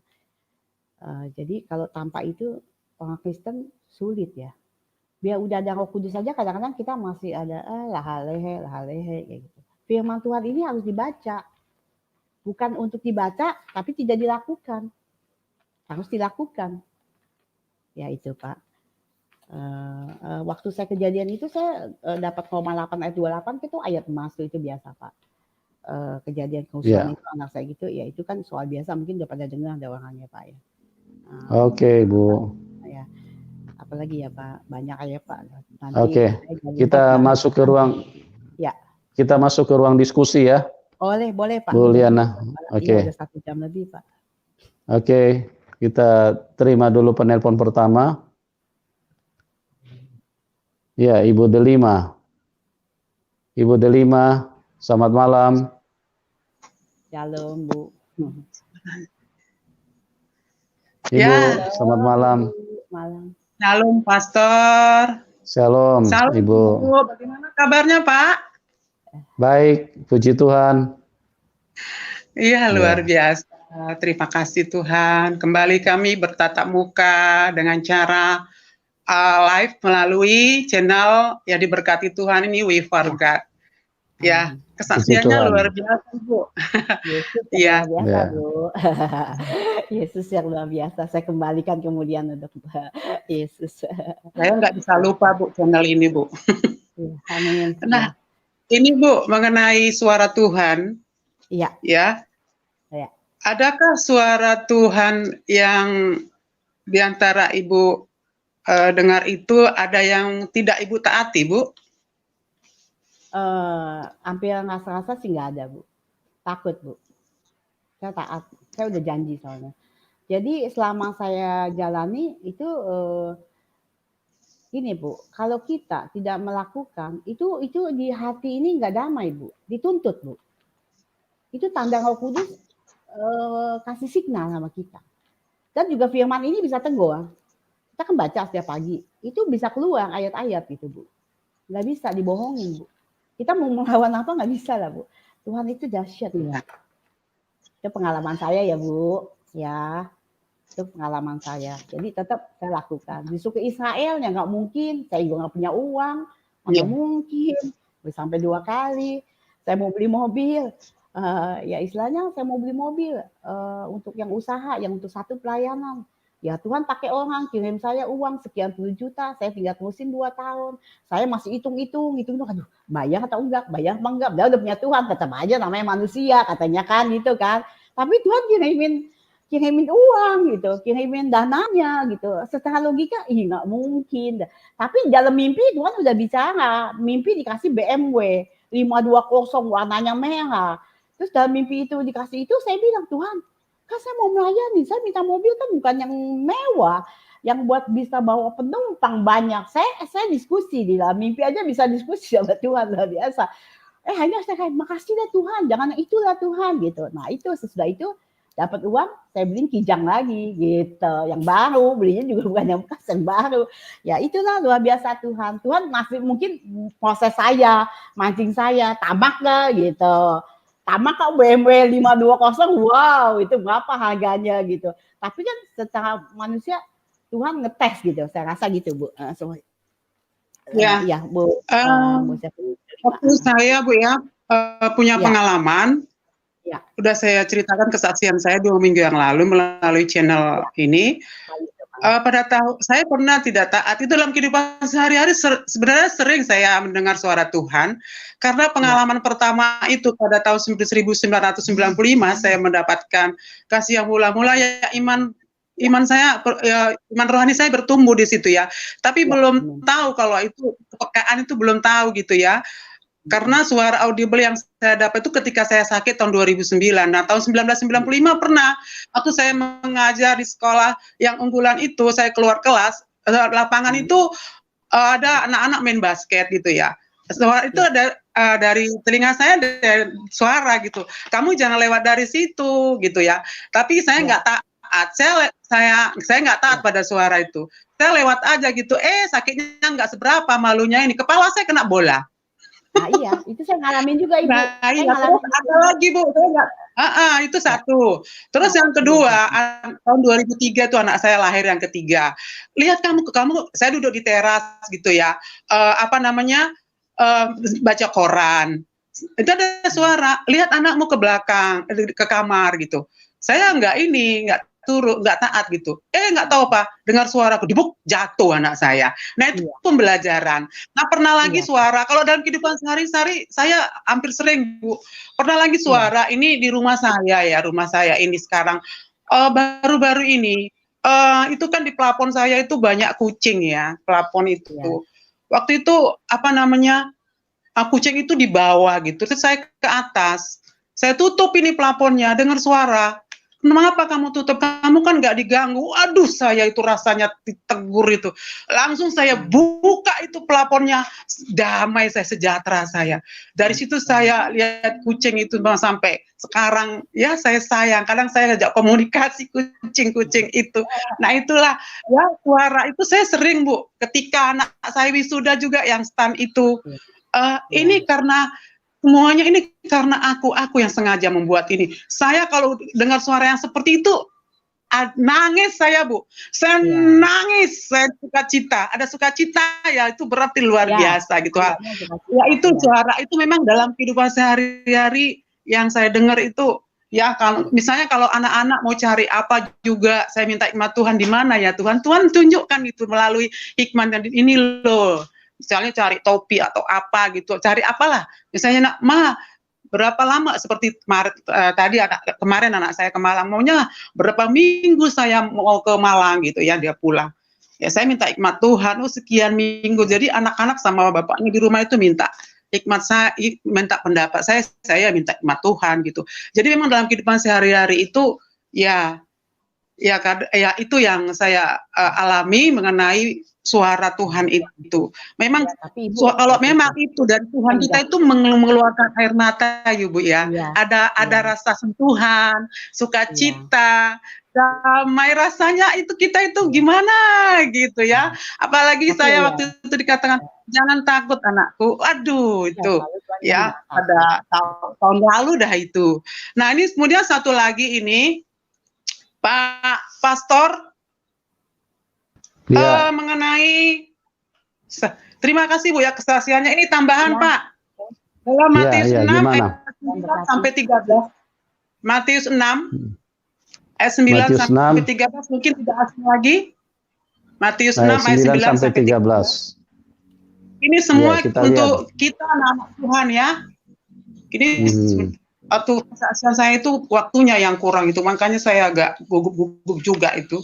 Matius 6 ayat 9 sampai 13. Nah, ini mengenai doa Bapak kami, Pak. Ini untuk kita semua anak-anak Tuhan, para pemirsa yang diberkati Tuhan. Nah, ini mengenai doa Bapak kami. Ini saya dapat pernyataan. Pertama, waktu kami ibadah komsel, materinya tentang hal berdoa, mengenai doa. Nah, ketika saya selesai sharing itu, bawa sharing firman, topiknya doa, saya berdoa, sudah itu tak tahu kenapa saya itu menangis dan diingatkan Tuhan mengenai doa Bapa kami ini. Dan diingatkan karena itu memang Tuhan Yesus yang mengajarkan kepada murid-muridnya, tidak hanya kepada murid-muridnya, juga kepada kita. Karena itu memang Alkitabiah ya. Itu pertama ya Pak ya. Kemudian itu yang pertama, makanya kalau kami WKM itu dan kami juga mesbah di rumah, saya pribadi juga kalau mesbah, saya ucapkan itu setelah kami selesai mesbah. Kemudian yang kedua diingatkan Tuhan lagi ketika gempa besar yang 7,0 itu, pagi-pagi yang saya katakan kami tidur nyenyak, paginya itu kami mesbah Pak. Mesbah keluarga di ruang tamu. Nah, di situ kembali saya doa syafaat, ya, pendoa syafaat, kembali diingatkan mengenai doa Bapa kami itu Pak. Di situ saya keluar menangis juga. Ya terima kasih Tuhan, ampuni kami. Ya, jadi mengenai doa Bapa kami ini. Nah setelah itu udah gempa selanjutnya susulan, kami ya kalau sudah mesbah pas gempa itu, suasana gempa saya ucapkan doa Bapa kami. Ya, itu sih Pak pesan Tuhan sebagai tambahan ya, untuk bukan hanya untuk kita, saya pribadi ya, ini Tuhan ya nyatakan itu ya lewat, karena itu sewaktu saya berdoa Tuhan ingatkan itu mengenai doa Bapa kami. Makanya saya hari-hari kemarin ini saya sampaikan, bukan hanya untuk saya, ini untuk kita semua. Makasih, ya mengenai doa Bapa kami itu. Bagaimana menurut Bapak mengenai itu Pak? Iya. Artinya berdoa itu kan memang satu model kehidupan yang Tuhan hadirkan di dalam hidup kita. Jadi kita harus berdoa dan formatnya itu ada di dalam doa Bapa Kami. Nah, itu memang kalau kita mau bacakan, mau hafalkan boleh saja, tapi bukan itu yang menjadi intinya, karena intinya itu susunan dari format doa Bapa Kami, itulah yang menjadi dasar daripada iman kita kepada Tuhan. Karena gini, Bapa Kami yang ada di dalam surga. Yang pertama kita harus tahu bahwa Bapa kita ada di dalam surga, ya. Jadi seluruh aktivitas hidup kita, seluruh cara pandang hidup kita itu harus selalu tertuju kepada surgawi, perkara surgawi, hal-hal yang di atas, bukan kepada perkara di bumi. Makanya Tuhan, pertama kali yang Tuhan ajarkan, Bapa Kami yang ada di dalam surga. Nah, kalau kita terhubung dengan Bapa Kami di dalam surga, maka langkah selanjutnya yang harus hadir di dalam hidup kita, dikuduskanlah namamu. Ya, kita kan menyebutkan dia Bapa, dia kan kudus. Jadi hidup kita juga harus kudus. Kalau kita membangun hubungan dengan Tuhan, kita cuma tahu memanggil dia Bapa Kami dalam surga, tapi hidup kita tidak kudus, itu berarti tidak, hubungan kita dengan Tuhan itu terganggu. Ya, doa kita dengan Tuhan itu menjadi tidak jelas. Menjadi ada berjarak, ada batasan. Makanya di Yesaya mengatakan, bukan karena tanganku kurang panjang, bukan karena telingaku lambat atau berat untuk mendengarkan, tapi karena dosalah yang membuat. Karena kita memanggil Tuhan, tapi tidak di dalam posisi yang kudus. Nah, formatnya di dalam doa Bapa Kami itu seharusnya menjadi rentetan daripada gaya hidup kita. Dikuduskanlah namamu, terus kemudian datanglah kerajaanmu. Nah, kalau kita selanjutnya datanglah kerajaanmu, berarti Tuhan Yesus menjadi raja atas hidup kita. Dia berkerajaan di dalam hidup kita. Dialah yang mengatur hidup kita, dialah yang memerintah hidup kita. Kira-kira begitu Bu Delima, dan seterusnya dan seterusnya. Jadi ya, itu hanya sebuah format, tapi kalau kita mau bacakan tidak ada masalah, itu juga sesuatu yang bisa membantu mengingatkan kita. Oh, tentunya kita harus hidup, doa itu kan hubungan. Kita harus berhubungan dengan Tuhan dengan format seperti ini. Bapa Kami di dalam surga, dikuduskan namamu, datanglah kerajaanmu, jadilah kehendakmu di bumi seperti di surga. Surga, Kira-kira berilah kami pada hari. Ya, baru berilah kami pada hari makanan kami yang secukupnya, ya. Dan ampunilah kami. Ya, kalau kita tahu minta pengampunan dari Tuhan, jangan lupa kita juga harus memberi pengampunan kepada orang lain, karena kita ini semuanya orang najis, orang kotor, orang berdosa. Jadi kalau kita mengharapkan pertolongan Tuhan, ya kita juga harus memiliki karakter Bapa, sifat Bapa, supaya doa kita tidak terhalang. Ya, jadi doa Bapa Kami itu adalah sebuah konsep doa yang Tuhan hadirkan di dalam kehidupan kita. Jadi penekanannya sebetulnya bukan di ucapannya kita hafalkan doa itu, ya, tapi konsep hidup kita harus seperti itu. Tapi kalau kita mau hafalkan, kita mau bacakan juga di dalam doa kita, di dalam gereja, itu tidak ada salahnya. Tetapi yang menjadi salah kalau kita cuma hafal di mulut, tapi konsepnya kita tidak alami di dalam hidup ini. Ya, kita cuma tahu Bapa Kami di dalam surga, tapi pikiran kita kemana-mana. Pikiran kita cuma di luar negeri, pikiran kita cuma di traveling, pikiran kita cuma makan-makan. Nah, ini berarti kan bagaimana kita bisa berdoa dengan benar kepada Tuhan? Itu kan tidak mungkin gitu, Bu. Mungkin itu yang saya bisa jelaskan, Bu Delima. Iya, terima kasih, Pak. Luar biasa. Ya. Terima kasih Bu buat kesaksiannya luar biasa. Ya, Ibu terus Maju maju. terus Jangan channel tereka. dan channel YouTube dulu ya Pak ya. Ya, salam untuk keluarga Ibu Delima. Ya, maju terus. Salam untuk semuanya para kru, Ibu juga Pak ya. Amin. Sehat Ya, semuanya. terima kasih. Sama-sama. Amin. Pak, Ibu, Tuhan Yesus memberkati. Salam. Sama-sama. Keluarga besar Ibu Ya. diberkati. Maju terus. Salam, Tuhan berkati. Amin. Bye. Oke, kita ke Yudalem. Selamat malam Pak Yuda. Tombol suaranya Pak Yuda. Tombol suara Pak. Pak Yuda. Tombol suaranya Pak diaktifkan Pak. Oke. Ya, salam Pak Usup. Shalom Terima Pak. kasih Pak Usup. Ya. Ya, Bu Liliana ya. Iya, betul Pak. Shalom. Salam Bu. Iya, shalom Bapak. Saya mau nanya Bu, tapi sebelum nanya saya mau cerita dulu sedikit Iya, ya. apa-apa Pak. Silakan Pak. Ya, dulu saya pegang perusahaan Bu ya. Iya. Nah perusahaan itu ada 3 komisaris, saya kan mau direktur operasionalnya Bu. Iya. Tapi berhubung 4 orang kan nggak bisa. Betul. Jadi akhirnya saya operasional, tapi nggak pakai saham. Sahamnya cuma janji keberhasilan 10% untuk saya. Oh, nggak pakai janji ya, teman di mulut. Ya, cuma mulut. Tapi surat-surat semua izin pakai nama saya Bu. Ya. Ya, lanjut. Nah, suatu saya pegang partai-partai besar Bu. Jadi suatu hari saya menagih Bu, nagih ada cek, ada uang tunai. Karena pulang ke kantor sudah jam 5, saya serahkan ke kasir kan. Kasir, tanda terima, ceknya berapa banyak, tunai berapa banyak, saya lupa itu.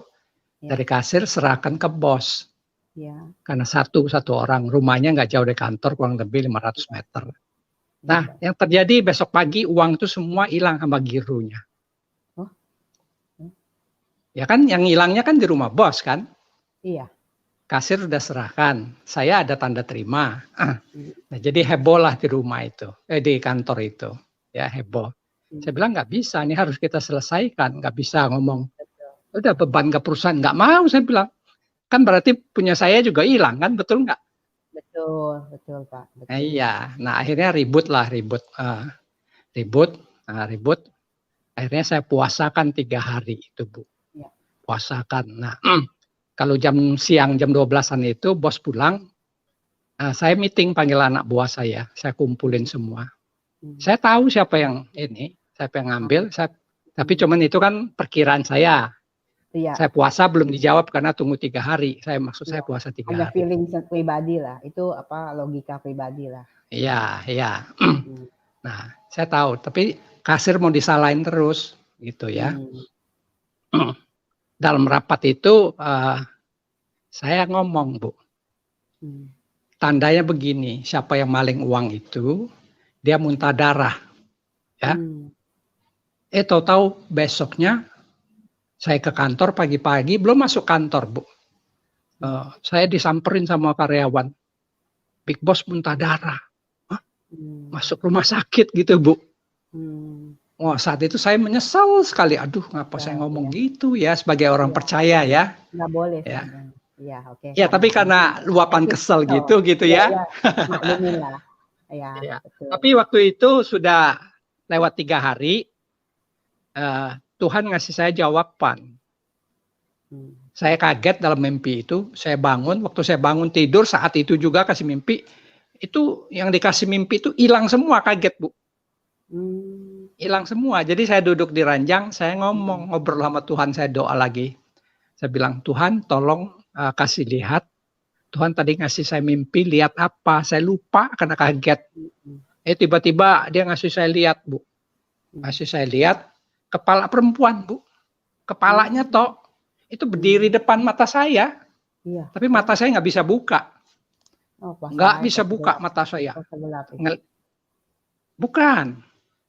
Bukan Bu. Iya, jadi saya nggak bisa, matanya tertutup lagi doa tapi melihat. Nah itu kepala perempuan istrinya bos. Tandanya. Saya ngobrol ya, Tuhan maksudnya ini apa? Ya. Tuhan jawab. Ini ngobrol sama Tuhan nih Pak. Sadar saya lagi duduk di ranjang. Tuhan bisa diajak ngobrol Pak, betul. Tuhan iya tapi nggak. Ya tapi saya nggak lihat Tuhannya. Nggak lihat. Tuhan jawab. Iya. Betul. Iya. Saya ngalamin. Tuhan jawab. Ini pertanyaan kamu, siapa yang mencuri? Ya. Oh gitu ya Tuhan. Saya tanya lagi. Kalau gitu suaminya tahu nggak Tuhan? Suaminya tahu, dia melindungi istrinya. Dia bilang.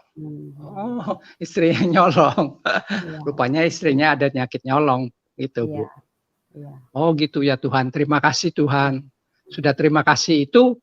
Gambar itu hilang, mata saya baru bisa terbuka. Nah, jadi saya semakin yakin, oh pantesan lah kamu kena yang saya ngomong itu ya. Saya ngomong itu. Akhirnya ribut-ribut, sudah keputusan, karena surat-surat izin itu punya nama saya Bu ya. Dia suruh saya berhenti. Ya nggak mau, saya bilang mau menjebak saya. Masa saya nggak salah suruh. Akhirnya ya karena sudah ribut kan nggak baik gitu. Ya, akhirnya saya keluarlah. Tapi dia bukan saya ngundurin diri, dia ngasih saya pesangon. Ya udah, saya keluar gitu, Bu. Nah, kira-kira bagaimana? Saya setahun lebih loh, Bu, doain dia tuh, Bu. Saya marah itu setahun lebih. Jadi saya sudah maafin dia sih, itu kejadian tahun 2007. Tapi Bapak harus minta maaf sama Tuhan. Kita orang Sudah. Iya, saya teman kasih masukan aja ya Pak. Saya sih Tuhan Pak. Kalau kita Pak, orang jahat sama kita harus ngampunin. Dan meski emang kita lagi emosi bisa lakukan itu kayak saya kan ditipu banyak. Saya ditipu banyak. Saya juga baru aja tahun 2012 saya masih ketipu 1, gitu. Maupun ponakan, angkanya nggak kecil di atas M gitu. Jadi saya boleh hasil kumpulin, Jadi Tuhan didik saya terus mengampuni Pak. Kalau kita tidak mengampuni Pak, itu uang nggak akan kembali. Dengan cara Tuhan kita mengampuni, memberkati dia, kan kayak orang gila, kita bego kan, kayak seorang bodoh gitu. Udah itu didikan sama Tuhan saya. Jadi begitu kita, Tuhan maafin saya juga kebodohan saya ampuni saya dulu. Saya bilang itu uang Tuhan semua, ya. Tuhan itu uang Tuhan. Memang itu uang Tuhan, Tuhan nggak kasih saya bukan uang saya, uang Tuhan. Kalau memang Tuhan nggak izinkan uang saya, ya udah, saya kembalikan lagi ke Tuhan. Tuhan ampuni orang itu. Saya sebutin nama-namanya Pak. Ampuni dia, apa yang dia perbuat, dia tidak tahu. Berkati dia, sadarkan dia untuk kembali ke Tuhan. Tarik dia Tuhan, rohnya ke dalam Tuhan. Itu Pak. Jadi nanti berkat kita tidak akan kekurangan. Kayak saya sampai saat ini, saya fasilitas semua. Saya pensiun, saya tetap dijamin Pak. Sepenuh, saya berobat Singapura, check up Singapura. Padahal saya udah nggak aktif, saya cuma by phone aja. Ada kejadian apa? Ini pengalaman saya ya Pak. Jadi semua kita untuk memuliakan Tuhan Pak. Bukan saya hebat Pak, saya dididik dengan Tuhan. Saya sekolah SD Pak, bisa apa Pak? Kalau bukan Tuhan. Kalau saya sih pribadi sudah ngampunin Bu. Tapi perlu nggak kita ngomong jumpain dia? Bapak udah lama belum kejadiannya? Udah 13 tahun Bu. Oh, udah lama ya. Ya udahlah. Ya sudah selesai. Pokoknya ya Bapak udah selesai. Kak, cuman itu kan satu kali kejadian, jangan diulangin lagi Pak. Jangan diulangi mengutuk. Firman Tuhan ada ayatnya di mana saya nggak tahu. Kita Tapi ada saya baca Bu. Kita belum mengutuk. Iya betul. Saya ada baca di Amsal. Iya. Kutuk tanpa alasan yang tepat tidak akan kena. Betul. Nah, waktu saya ngomong itu, waktu saya disamperin, dia bilang bos masuk rumah sakit. Saat itu juga saya menyesal. Aduh, memang, kok ngapa saya? Iya, itu. Bisa. Ya. Nah ini udah 5 menit Pak ya? Sudah 5 menit Pak Yuda. Ini masih banyak yang antri. Oke. Ya. Singkat jadi ya. Hubungan dengan doa Bapak kami, waktu saya berdoa saya diajarin juga, ampunilah kami akan kesalahan kami, itu titik koma itu mestinya kita sebutin siapa yang bersalah dan kita ngampun siapa kita itu. Langsung bersangkutan orang itu namanya. Iya, itu banyak orang setelah doa Bapak kami saya tanya, kamu tadi ampuni siapa? Gak ada, nggak tahu. Nah itu berarti kamu hafalan dari. Iya, hafalan nggak bisa Pak. Gitu. Ya, oke. Terima kasih Bu Liana ya. Ya, Tuhan berkati Pak. Ya, baik Pak Yuda. Pak Yusuf, salam kemenangan. Terima kasih. Salam kemenangan Pak Yuda. Makasih. Mantap Pak channelnya Pak, terus mantap. Haleluya, puji Tuhan Pak. Iya. Oke, kita langsung ke Pak Budi. Selamat malam Pak Budi. Tombol suaranya Pak Budi bisa diaktifkan. Jangan di-mute, tombol suaranya diaktifkan Pak Budi. Halo, shalom. Selamat malam Pak Budi. Selamat malam. Iya, selamat malam Ibu Liliana Lim. Iya, selamat malam Pak. Shalom. Iya, jadi memang mohon maaf ya, saya cuma sedikit aja berkaitan dengan pengalaman Ibu untuk karunia-karunia yang Tuhan anugerahkan. Iya, amin. Lalu Pak Budi, mungkin ada. Pak Budi. Iya. Suaranya kecil sekali Pak. Bisa mic-nya bisa agak didekatin ke mulut Pak. Suara kecil sekali.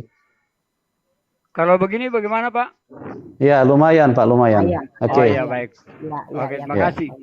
Iya, jadi berkaitan dengan karunia yang ada pada Ibu, sebetulnya maksudnya kita juga tidak perlu untuk terpengaruh ya, tidak perlu untuk terpengaruh dengan apa yang menjadi pandangan ataupun pikiran orang tentang apa yang dikaruniakan Tuhan kepada kita, karena semua orang, tiap-tiap orang kan memiliki karunia yang berbeda-beda. Betul, betul. Nah, dengan Betul, demikian, pada prinsipnya adalah bahwa semua karunia yang Tuhan anugerahkan kepada kita, seyogianya kewajiban kita adalah memberi buah. Artinya bahwa kita menjadi berkat bagi banyak orang. Amin, amin, amin. Nah, mungkin berkaitan dengan karunia-karunia untuk sebagai pendoa ataupun lain sebagainya, Pelayan saya Tuhan. landasan saya berkaitan dengan itu semua itu ada di Matius 10 ayat 8. Matius 10 ayat 8. Pak Yusuf tolong dong. Matius 10 ayat 8. Matius 10 ayat 8 kita tampilkan ya. Sebentar. Iya. Matius 10 ayat 28. Ayat 8, Pak, 8. Oh, ayat 8. Oke. Matius 10 ayat 8. Ayat 8. Oke. Sembuhkanlah orang sakit, bangkitkanlah orang mati, tahirkanlah orang kusta, usirlah setan-setan, kamu telah memperolehnya dengan cuma-cuma, karena itu berikanlah pula dengan cuma-cuma. Amin. Ya, jadi poin saya adalah bahwa semua orang yang dia percaya ataupun dia meyakini bahwa dia diberikan karunia ya, dia diberikan karunia. Ya. Pandangan saya berkaitan dengan Matius 10 ayat 8 ini. Ya. Kalaupun toh memang ada orang yang berdoa, kemudian ujung-ujungnya adalah mungkin yang berkaitan hal yang sifatnya duniawi, maka saya juga bukan meragukan sih, tetapi berdasarkan firman Tuhan ini, itu bahwa kita menerima karunia itu dengan cuma-cuma, kita Pak. diberikan secara gratis. Nah, dengan demikian maka kewajiban kita untuk melayani orang yang memang membutuhkan pelayanan kita, mari kita yakin dan percaya bahwa ada begitu banyak cara Tuhan yang akan memberikan berkat bagi kita. Itu yang saya yakin dan saya percaya. Sehingga ya, kita saling mendoakan, kita saling menguatkan, Bu. Jadi kalaupun memang ada orang-orang yang meragukan apa yang ada pada kita, saya kira bahwa kita bersyukur saja kepada Tuhan. Iya, kita tidak perlu terpengaruh. Kita tidak perlu untuk terpengaruh dengan ocehan-ocehan mereka. Kita mengucap syukur. Kita berdoa mengucap syukur. Iya, Pak. Dan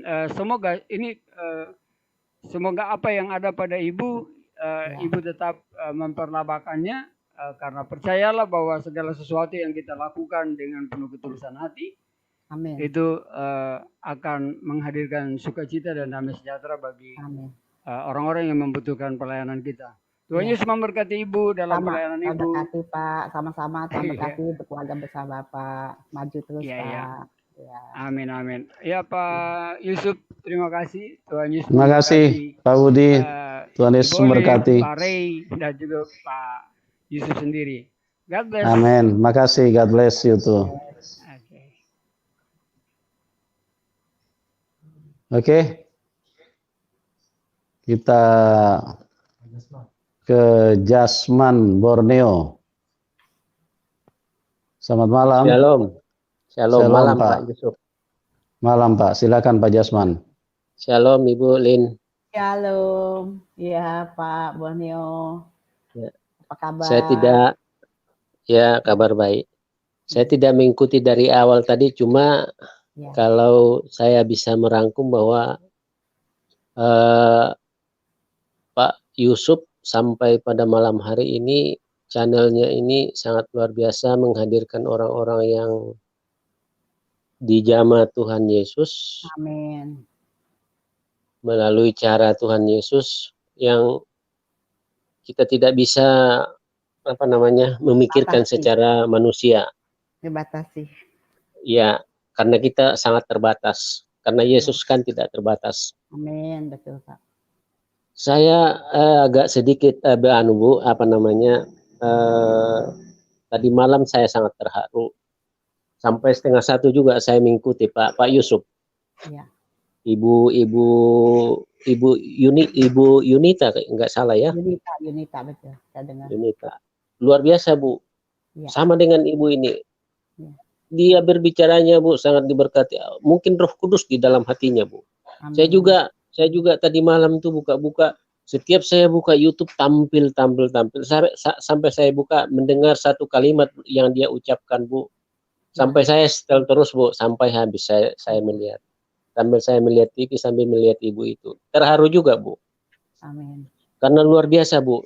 Tidak ada satupun, iya, tidak ada satupun kalimat atau kata itu yang tersisa dia ucapkan. Amin. Artinya Bu, bahwa kita sekarang itu semakin dibukakan mata, telinga, pikiran, sehingga orang-orang yang mungkin belum menerima Yesus sebagai Tuhan itu satu-satunya juru selamat, mungkin mereka bisa menerima Bu. Ya. Karena di Indonesia Bu, secara khusus Bu, ya karena di Indonesia Bu, secara khusus Bu, kita itu dibatasi oleh ruang Bu. Iya, nggak usah untuk takut, berekspresi, untuk ucapan kita, tujuan kita baik Bu, tetapi ya saudara-saudara kita mungkin ada saja yang bisa mempelintir Bu.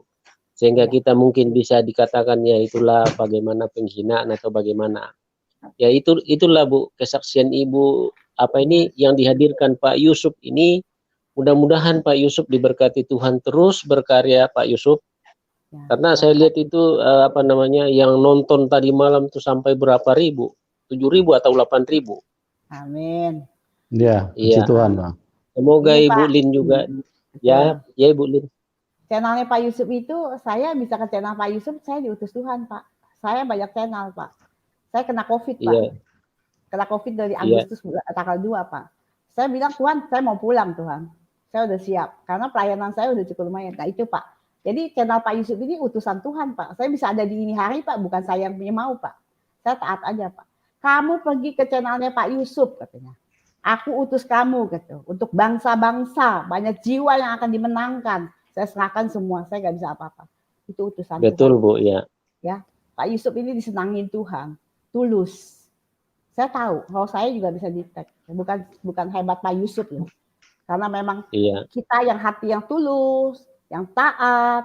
Ya, kalau kita bilang sempurna, ya nggak sempurna Tuhan. Tuhan yang menyempurnakan kita di atas kayu salib, Pak. Jelas Pak? Ya Bapak maju betul terus, Bu, ya. Ya dengar suara Tuhan. Jadi kuat. Dalam 1.000 Bu, belum tentu ada 1 orang Bu.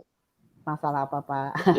Yang bisa terpilih. Ya jadi bagaimanapun juga Bu ya, kadang-kadang juga kita berpikir Bu, bagaimana sih menghadirkan Roh Kudus dalam hidup kita itu. Jadi luar biasa loh Bu. Saya secara pribadi Bu diberikan apa namanya motivasi, dorongan untuk selalu ya mengikuti cara-cara begini Bu. Termasuk juga Pak Manubulu. Mungkin itu saja Pak Manubulu. Banyak masih teman-teman. Bisa Shalom, Pak Yusuf. Ya. Tenang bisa ya doa ya. Sama Kudus pasti bisa. Jamin saya bisa pasti Bapak bisa. Tuhan yang sama. Ya mohon aja didoakan Bu semua nanti yang masuk. Ya, saya doain yang masuk saya udah catat sama itu, saya tumbang tangan saya doain ya biar Tuhan. Shalom Bu, selamat malam. Terima kasih banyak. Terima kasih, shalom. Baik Pak Jasman Borneo. Terima kasih, Tuhan Yesus berkati Anda. Oke, kita ke Pak Sando. Selamat malam Pak Sando. Halo, selamat malam Pak Yusuf. Malam Pak. Bisa jelas suaranya Pak? Jelas. Ya, salam Ibu Lili. Ya, salam Pak. Malam. Terlalu banyak yang live, jadi ini baru datang belakangan. Gak apa-apa Pak, yang masuk kebagian Pak. Ada beberapa yang mau saya tanya, cuma boleh, yang Pak. Pertama saya mau ingin Ibu boleh memberikan paling tidak ada syarat untuk mengenali suara Tuhan itu. Kira-kira seperti apa sih syarat-syaratnya? Karena kedengarannya biasa, tetapi sangat sulit diperoleh gitu loh. Ini Pak. Nah, kira-kira menurut Ibu syarat-syaratnya seperti apa? Nggak ada syarat Pak, nggak ada syarat Pak. Nggak, Tuhan di dalam Tuhan tuh nggak ada syarat, Pak. Jadi gini aja, Tuhan Pak. datang ke siapa saja ya, yang dia Iya, mau. melalui pendeta, melalui firman, dari dalam hati kita, Tuhan bisa masuk tuh banyak. Jadi melalui seseorang, pembantu kita, orang Muslim gitu, maupun dia orang yang Kalau itu kan caranya, Bu. itu Kalau cara itu- Tuhan. Nah, itu kan cara Tuhan. Kalau dengan suara, ya, kalau dengan suara Tuhan, itu terserah Tuhan, waktu-waktunya dia gitu, haknya dia. Waktu kita salah, Maksud saya gini, Bu. Maaf, Bu, saya ya potong. nggak apa-apa. Ya, Yang saya Ibu dengar. jelaskan ini kan cara Cara, bagaimana. ya.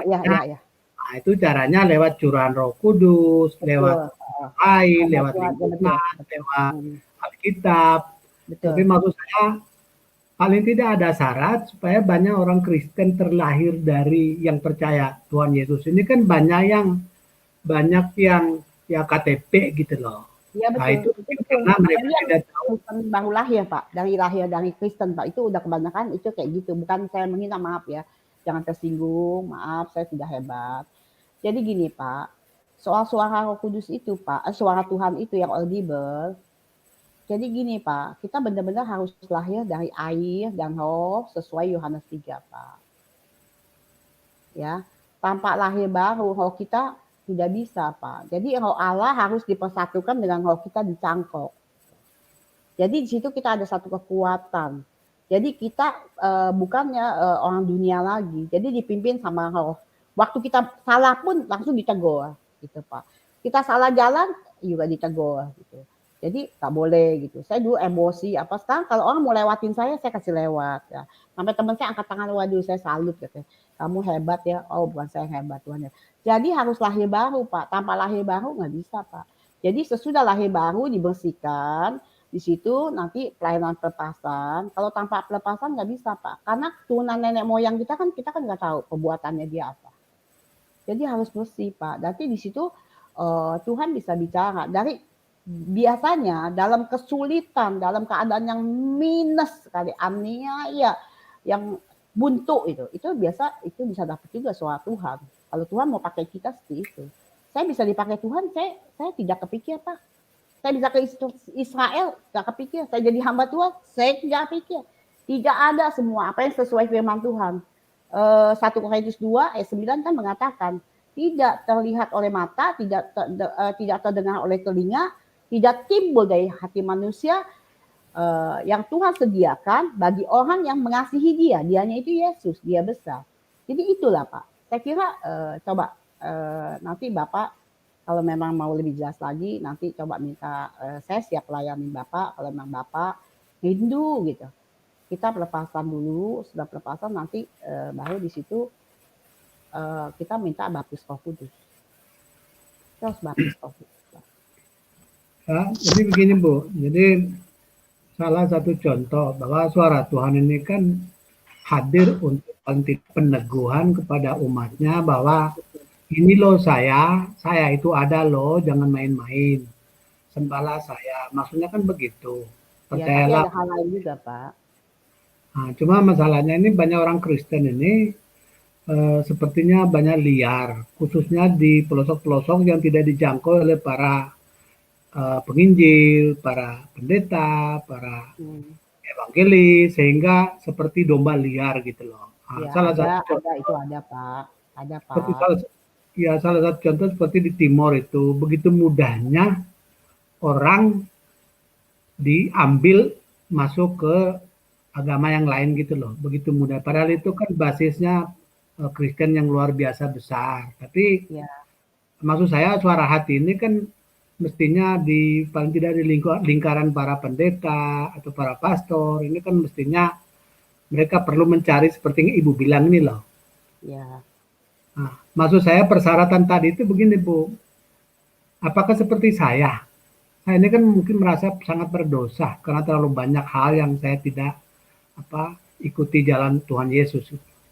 Itu kira-kira apa yang membuat saya bisa sadar, lepas, supaya hati saya, pikiran saya ini menjadi bersih, supaya Tuhan itu mudah untuk masuk gitu loh.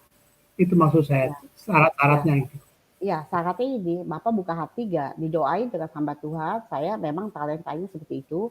Jadi kalau Bapak buka hati, nanti didoain melalui telepon juga bisa, by phone juga bisa.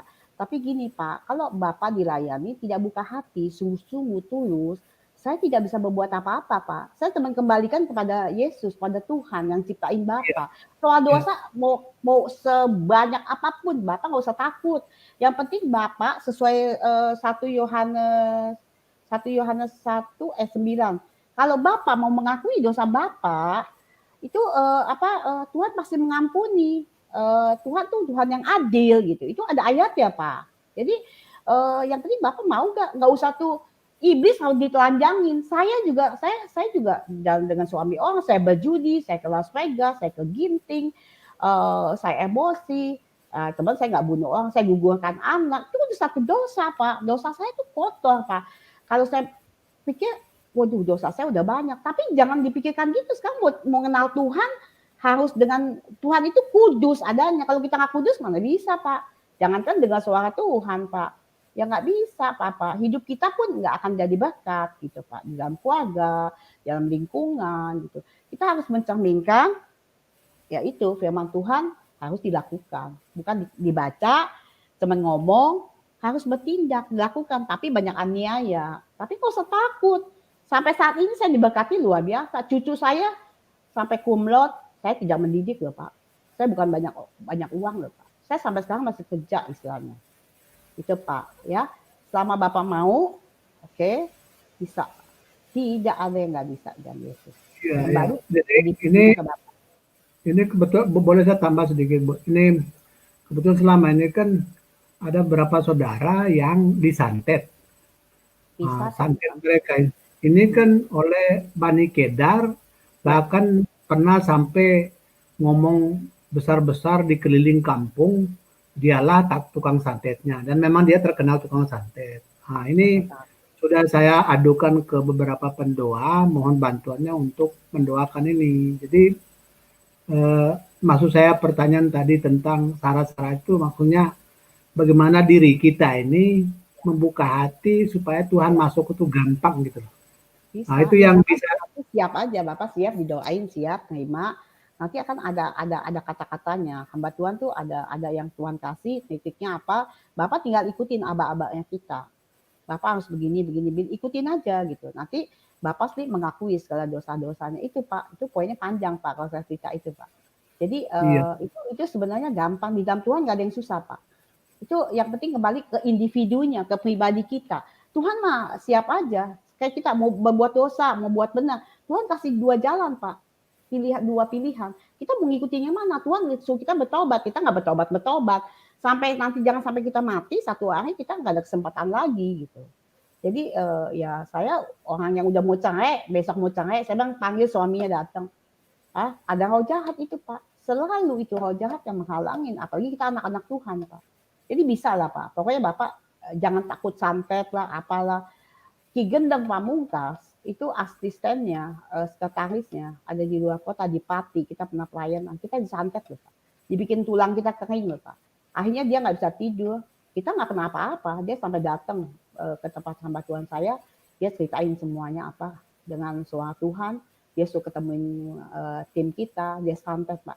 Kita nggak ada masalah di santet, malah dia yang malah kena. Bapak nggak usah takut, santet tuh kalah sama Yesus. Kalau kata Bapak santet, Bapak orang Kristen, itu disantet, Bapak ngomong begini, ya berarti kita takut. Kita gagah perkasa anak Tuhan, harus fight, mati aja siap Pak. Buat dunia siap, masa buat Tuhan nggak siap Pak? Itu aja Pak.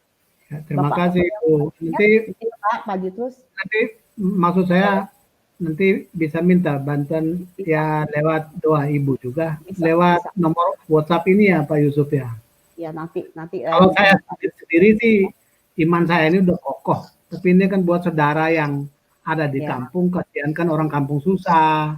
Ya. Jadi sering minta bantuan kaya Pak untuk menolong itu lewat. Ini bisa, ini Pak Yusuf ya, pakai nomor WhatsApp ini ya. Nanti saya bisa minta ini Pak, mungkin Ibu bisa membantu, mendoakan ini kan sekarang sedang menderita ini. Ya melalui telepon aja. Ya. Nanti sebutin aja ini namanya mau didoakan ya Pak. Iya. Nah, ini di lewat nomor WA ini Pak ya. Iya, Di iya. yang Oke, ikuti kami. iya. Iya, betul, betul. Oh ya, ya. Nanti saya pakai lewat WA saja karena ini kan keluarga orang kampung, orang susah. Sudah gitu disengaja sama orang Kedar. Orang Kedar ini udah deklarasi kemana-mana, dia berhasil menyantet orang gitu loh. Nah itu yang saya lagi mengadukan ke banyak pendeta, pendoa untuk memohon bantuannya, ikut mendoakan kesembuhan dia ini. Terima kasih Baik. Bu. Oke, Ya, terima makasih Pak kasih. Sando, maju terus Pak Sando, siapapun pakai Tuhan. Baik, Pak. terima kasih. Tuhan Yesus memberkati. Biar keluarganya Tuhan sembuh, Yesus berkati. sama Tuhan, Iya. ya. Oke. Oke, kita ke Ami Ruhama. Selamat malam, Pak Ami. Salam besemah masya kami rohama, Pastor. Shalom. Ya, Madubu. shalom, Pak. Selamat malam, salam besemah Selamat masya kami malam. rohama. Selamat malam Pak. Ibu Liliana Lim. Ya, makasih Pak. Shalom. Ya, Tuhan Yesus Kristus Ya. memberkati Ibu, memberkati Amin, kita sama semua ya. sama, Pak. Amin semuanya diberkati. Memang kasih Tuhan Yesus Kristus itu kepada seluruh anak-anak kudusnya ya, yang masih di dunia ini sangat nyata. Amin, amin, amin.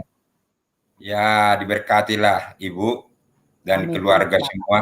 Tapi dari kesaksian Ibu ini memang betul itu Bu, karena sebenarnya kita yang mengaku Kristen, pengikut Tuhan Yesus Kristus, ya sangat disayangkan masih banyak sekali yang mengaku Kristen itu kurang memahami firman Tuhan. Oh, itu kuasa yang sudah diberkatkan kepada kita. ya. Jadi memang di situ kelemahannya Bu. Kan Tuhan sudah berfirman, dengan segenap hatimu, dengan segenap akal budimu, dengan segenap jiwamu, dengan segenap kekuatanmu harus diserahkan kepada Tuhan Yesus Kristus. Baru kuasa Tuhan Yesus Kristus itu langsung itu nyata dari kita anak-anaknya. Tapi banyak yang hanya bicara Bu. Nah untuk Ibu ini kesaksiannya luar biasa. Terima kasih Bu. Yesus luar biasa. Iya luar biasa. Anak-anak kudusnya juga luar biasa. Maju nah, terus, kalau Pak, biasa anak-anak kudus Tuhan Yesus Kristus berarti itu belum menjadi anak kudus Tuhan, masih setengah-setengah. Ya, jangan kasihan. Ya, tolonglah. Nah, itu Bu, harus disadari nih. Jadi harus dengan segenap hati. Baru itu benar-benar kuasa Tuhan Yesus Kristus itu nyata Bu dalam kehidupan kita ini. Jadi selamat kita. Aja, Pak. Iya. Orang biasa pun dikasih kuasa, dikasih otoritas. Yang penting kembali kita mau atau tidak. Tuhan mau kasih kuasa, otoritas. Iya. Bukan soal orangnya Bu. Harus dengan segenap hati, biarpun siapa itu orangnya. Iya, Percaya kepada Tuhan Yesus Kristus adalah Bapa, Tuhan, Juru Selamat semua. Amin, amin, amin. Ya. Itu. Nah banyak sekali yang mengaku Kristen sangat menyedihkan hati Tuhan. Betul. Itu terserah, mudah-mudahan minta kita nggak seperti itu. Betul. Nah, saya bertanya sama Ibu Liliana ini. Ya betul, boleh Pak. Karena tadi dikatakan kasih karunia, syukurlah Bu ya. Tapi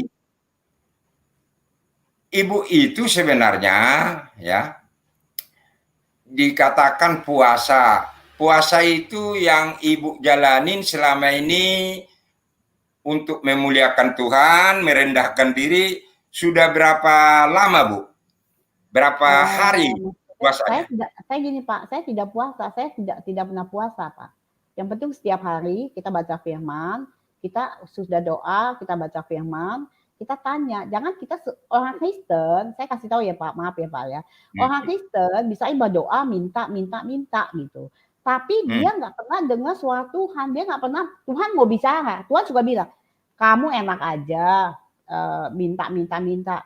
Tuhan tidak dikasih kesempatan bicara Pak. Jadi kita orang Kristen harus sudah doa, baca firman, atau kita udah doa, kita minta, terus kita bilang Tuhan, bagian Tuhan sekarang bicara dengan saya.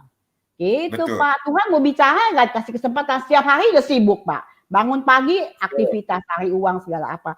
Kata Tuhan, kapan waktu Tuhan untuk bicara gitu. Sebenarnya itu penting Pak. Jadi Iya. nanti Tuhan bisa bicara, Tuhan di firman-Mu, Tuhan bisa kasih ayat tek keluar gitu. Ada yang udah kayak saya Betul. bisa dapat Pak gitu.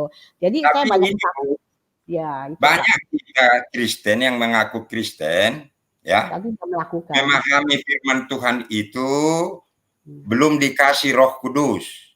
Ya. Nah, oleh karena itu Tuhan sudah berfirman kepada kita, ya, Tuhan Yesus Kristus, untuk mengalahkan roh yang paling jahat di dunia ini hanya dengan jalan berdoa dan berpuasa.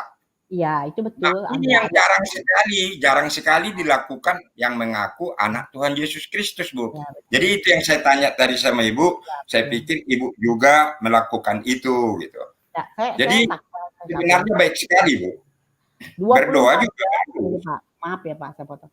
24 jam kita disuruh berdoa dengan Tuhan. Dulu saya bingung bagaimana berdoa 24 jam gitu kan, kita bingung Pak. Kita kan kerja, kita ada makan, ada tidur gitu Pak ya. Nggak taunya 24 jam Pak, di mana saja, kapan saja, mau di toilet kek, mau di kamar mandi kek, mau di mobil kek, kita berdoa ya berdoa aja gitu. Berdoa aja Pak. Jadi nggak ada masalah. Kapan waktu di mana saja Pak gitu Pak. Ya itu aja. Saya pernah, Bu. Saya pernah soal doa ini, Bu, ya.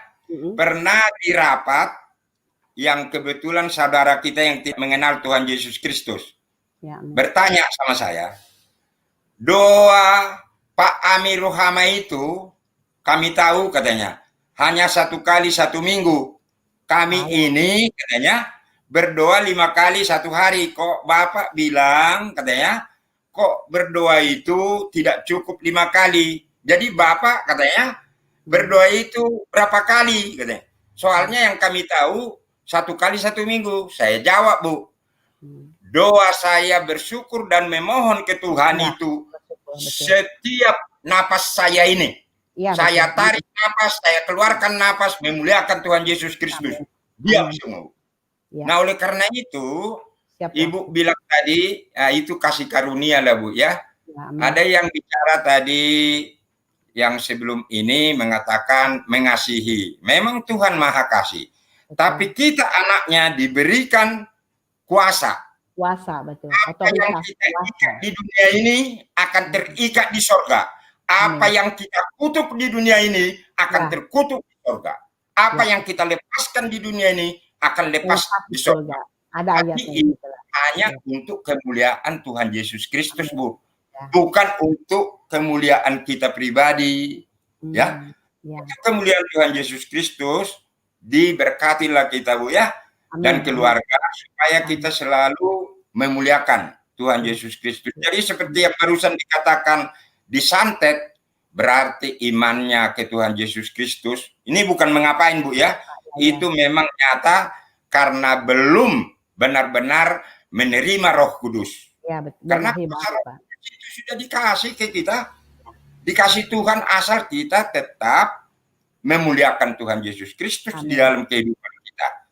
Jadi tidak ada yang dikatakan mudah-mudahan, insya Allah, kalau sama anak Tuhan pasti dan amin.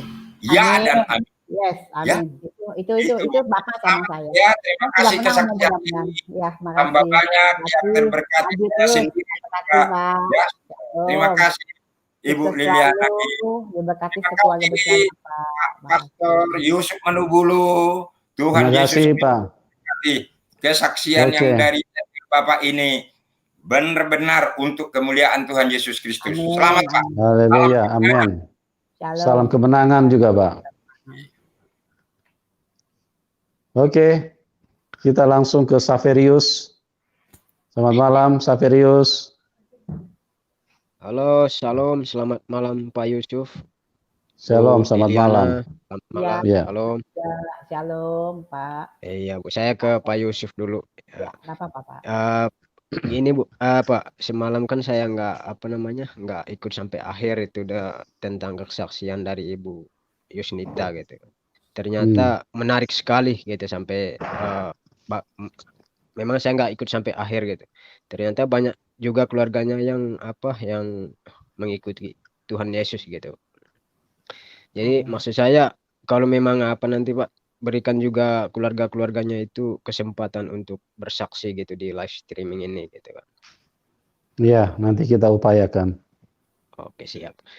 Dan untuk Ibu Liliana yang saya tangkap tadi terakhir itu mengenai iman orang-orang Kristen awam gitu. Memang banyak Bu, terutama di wilayah-wilayah pelosok gitu, terutama di NTT gitu kan. Sebenarnya kalau masalah lemahnya iman orang itu sebenarnya tergantung dari Pribadi. seorang pengajar gitu. Bukan dari sebenarnya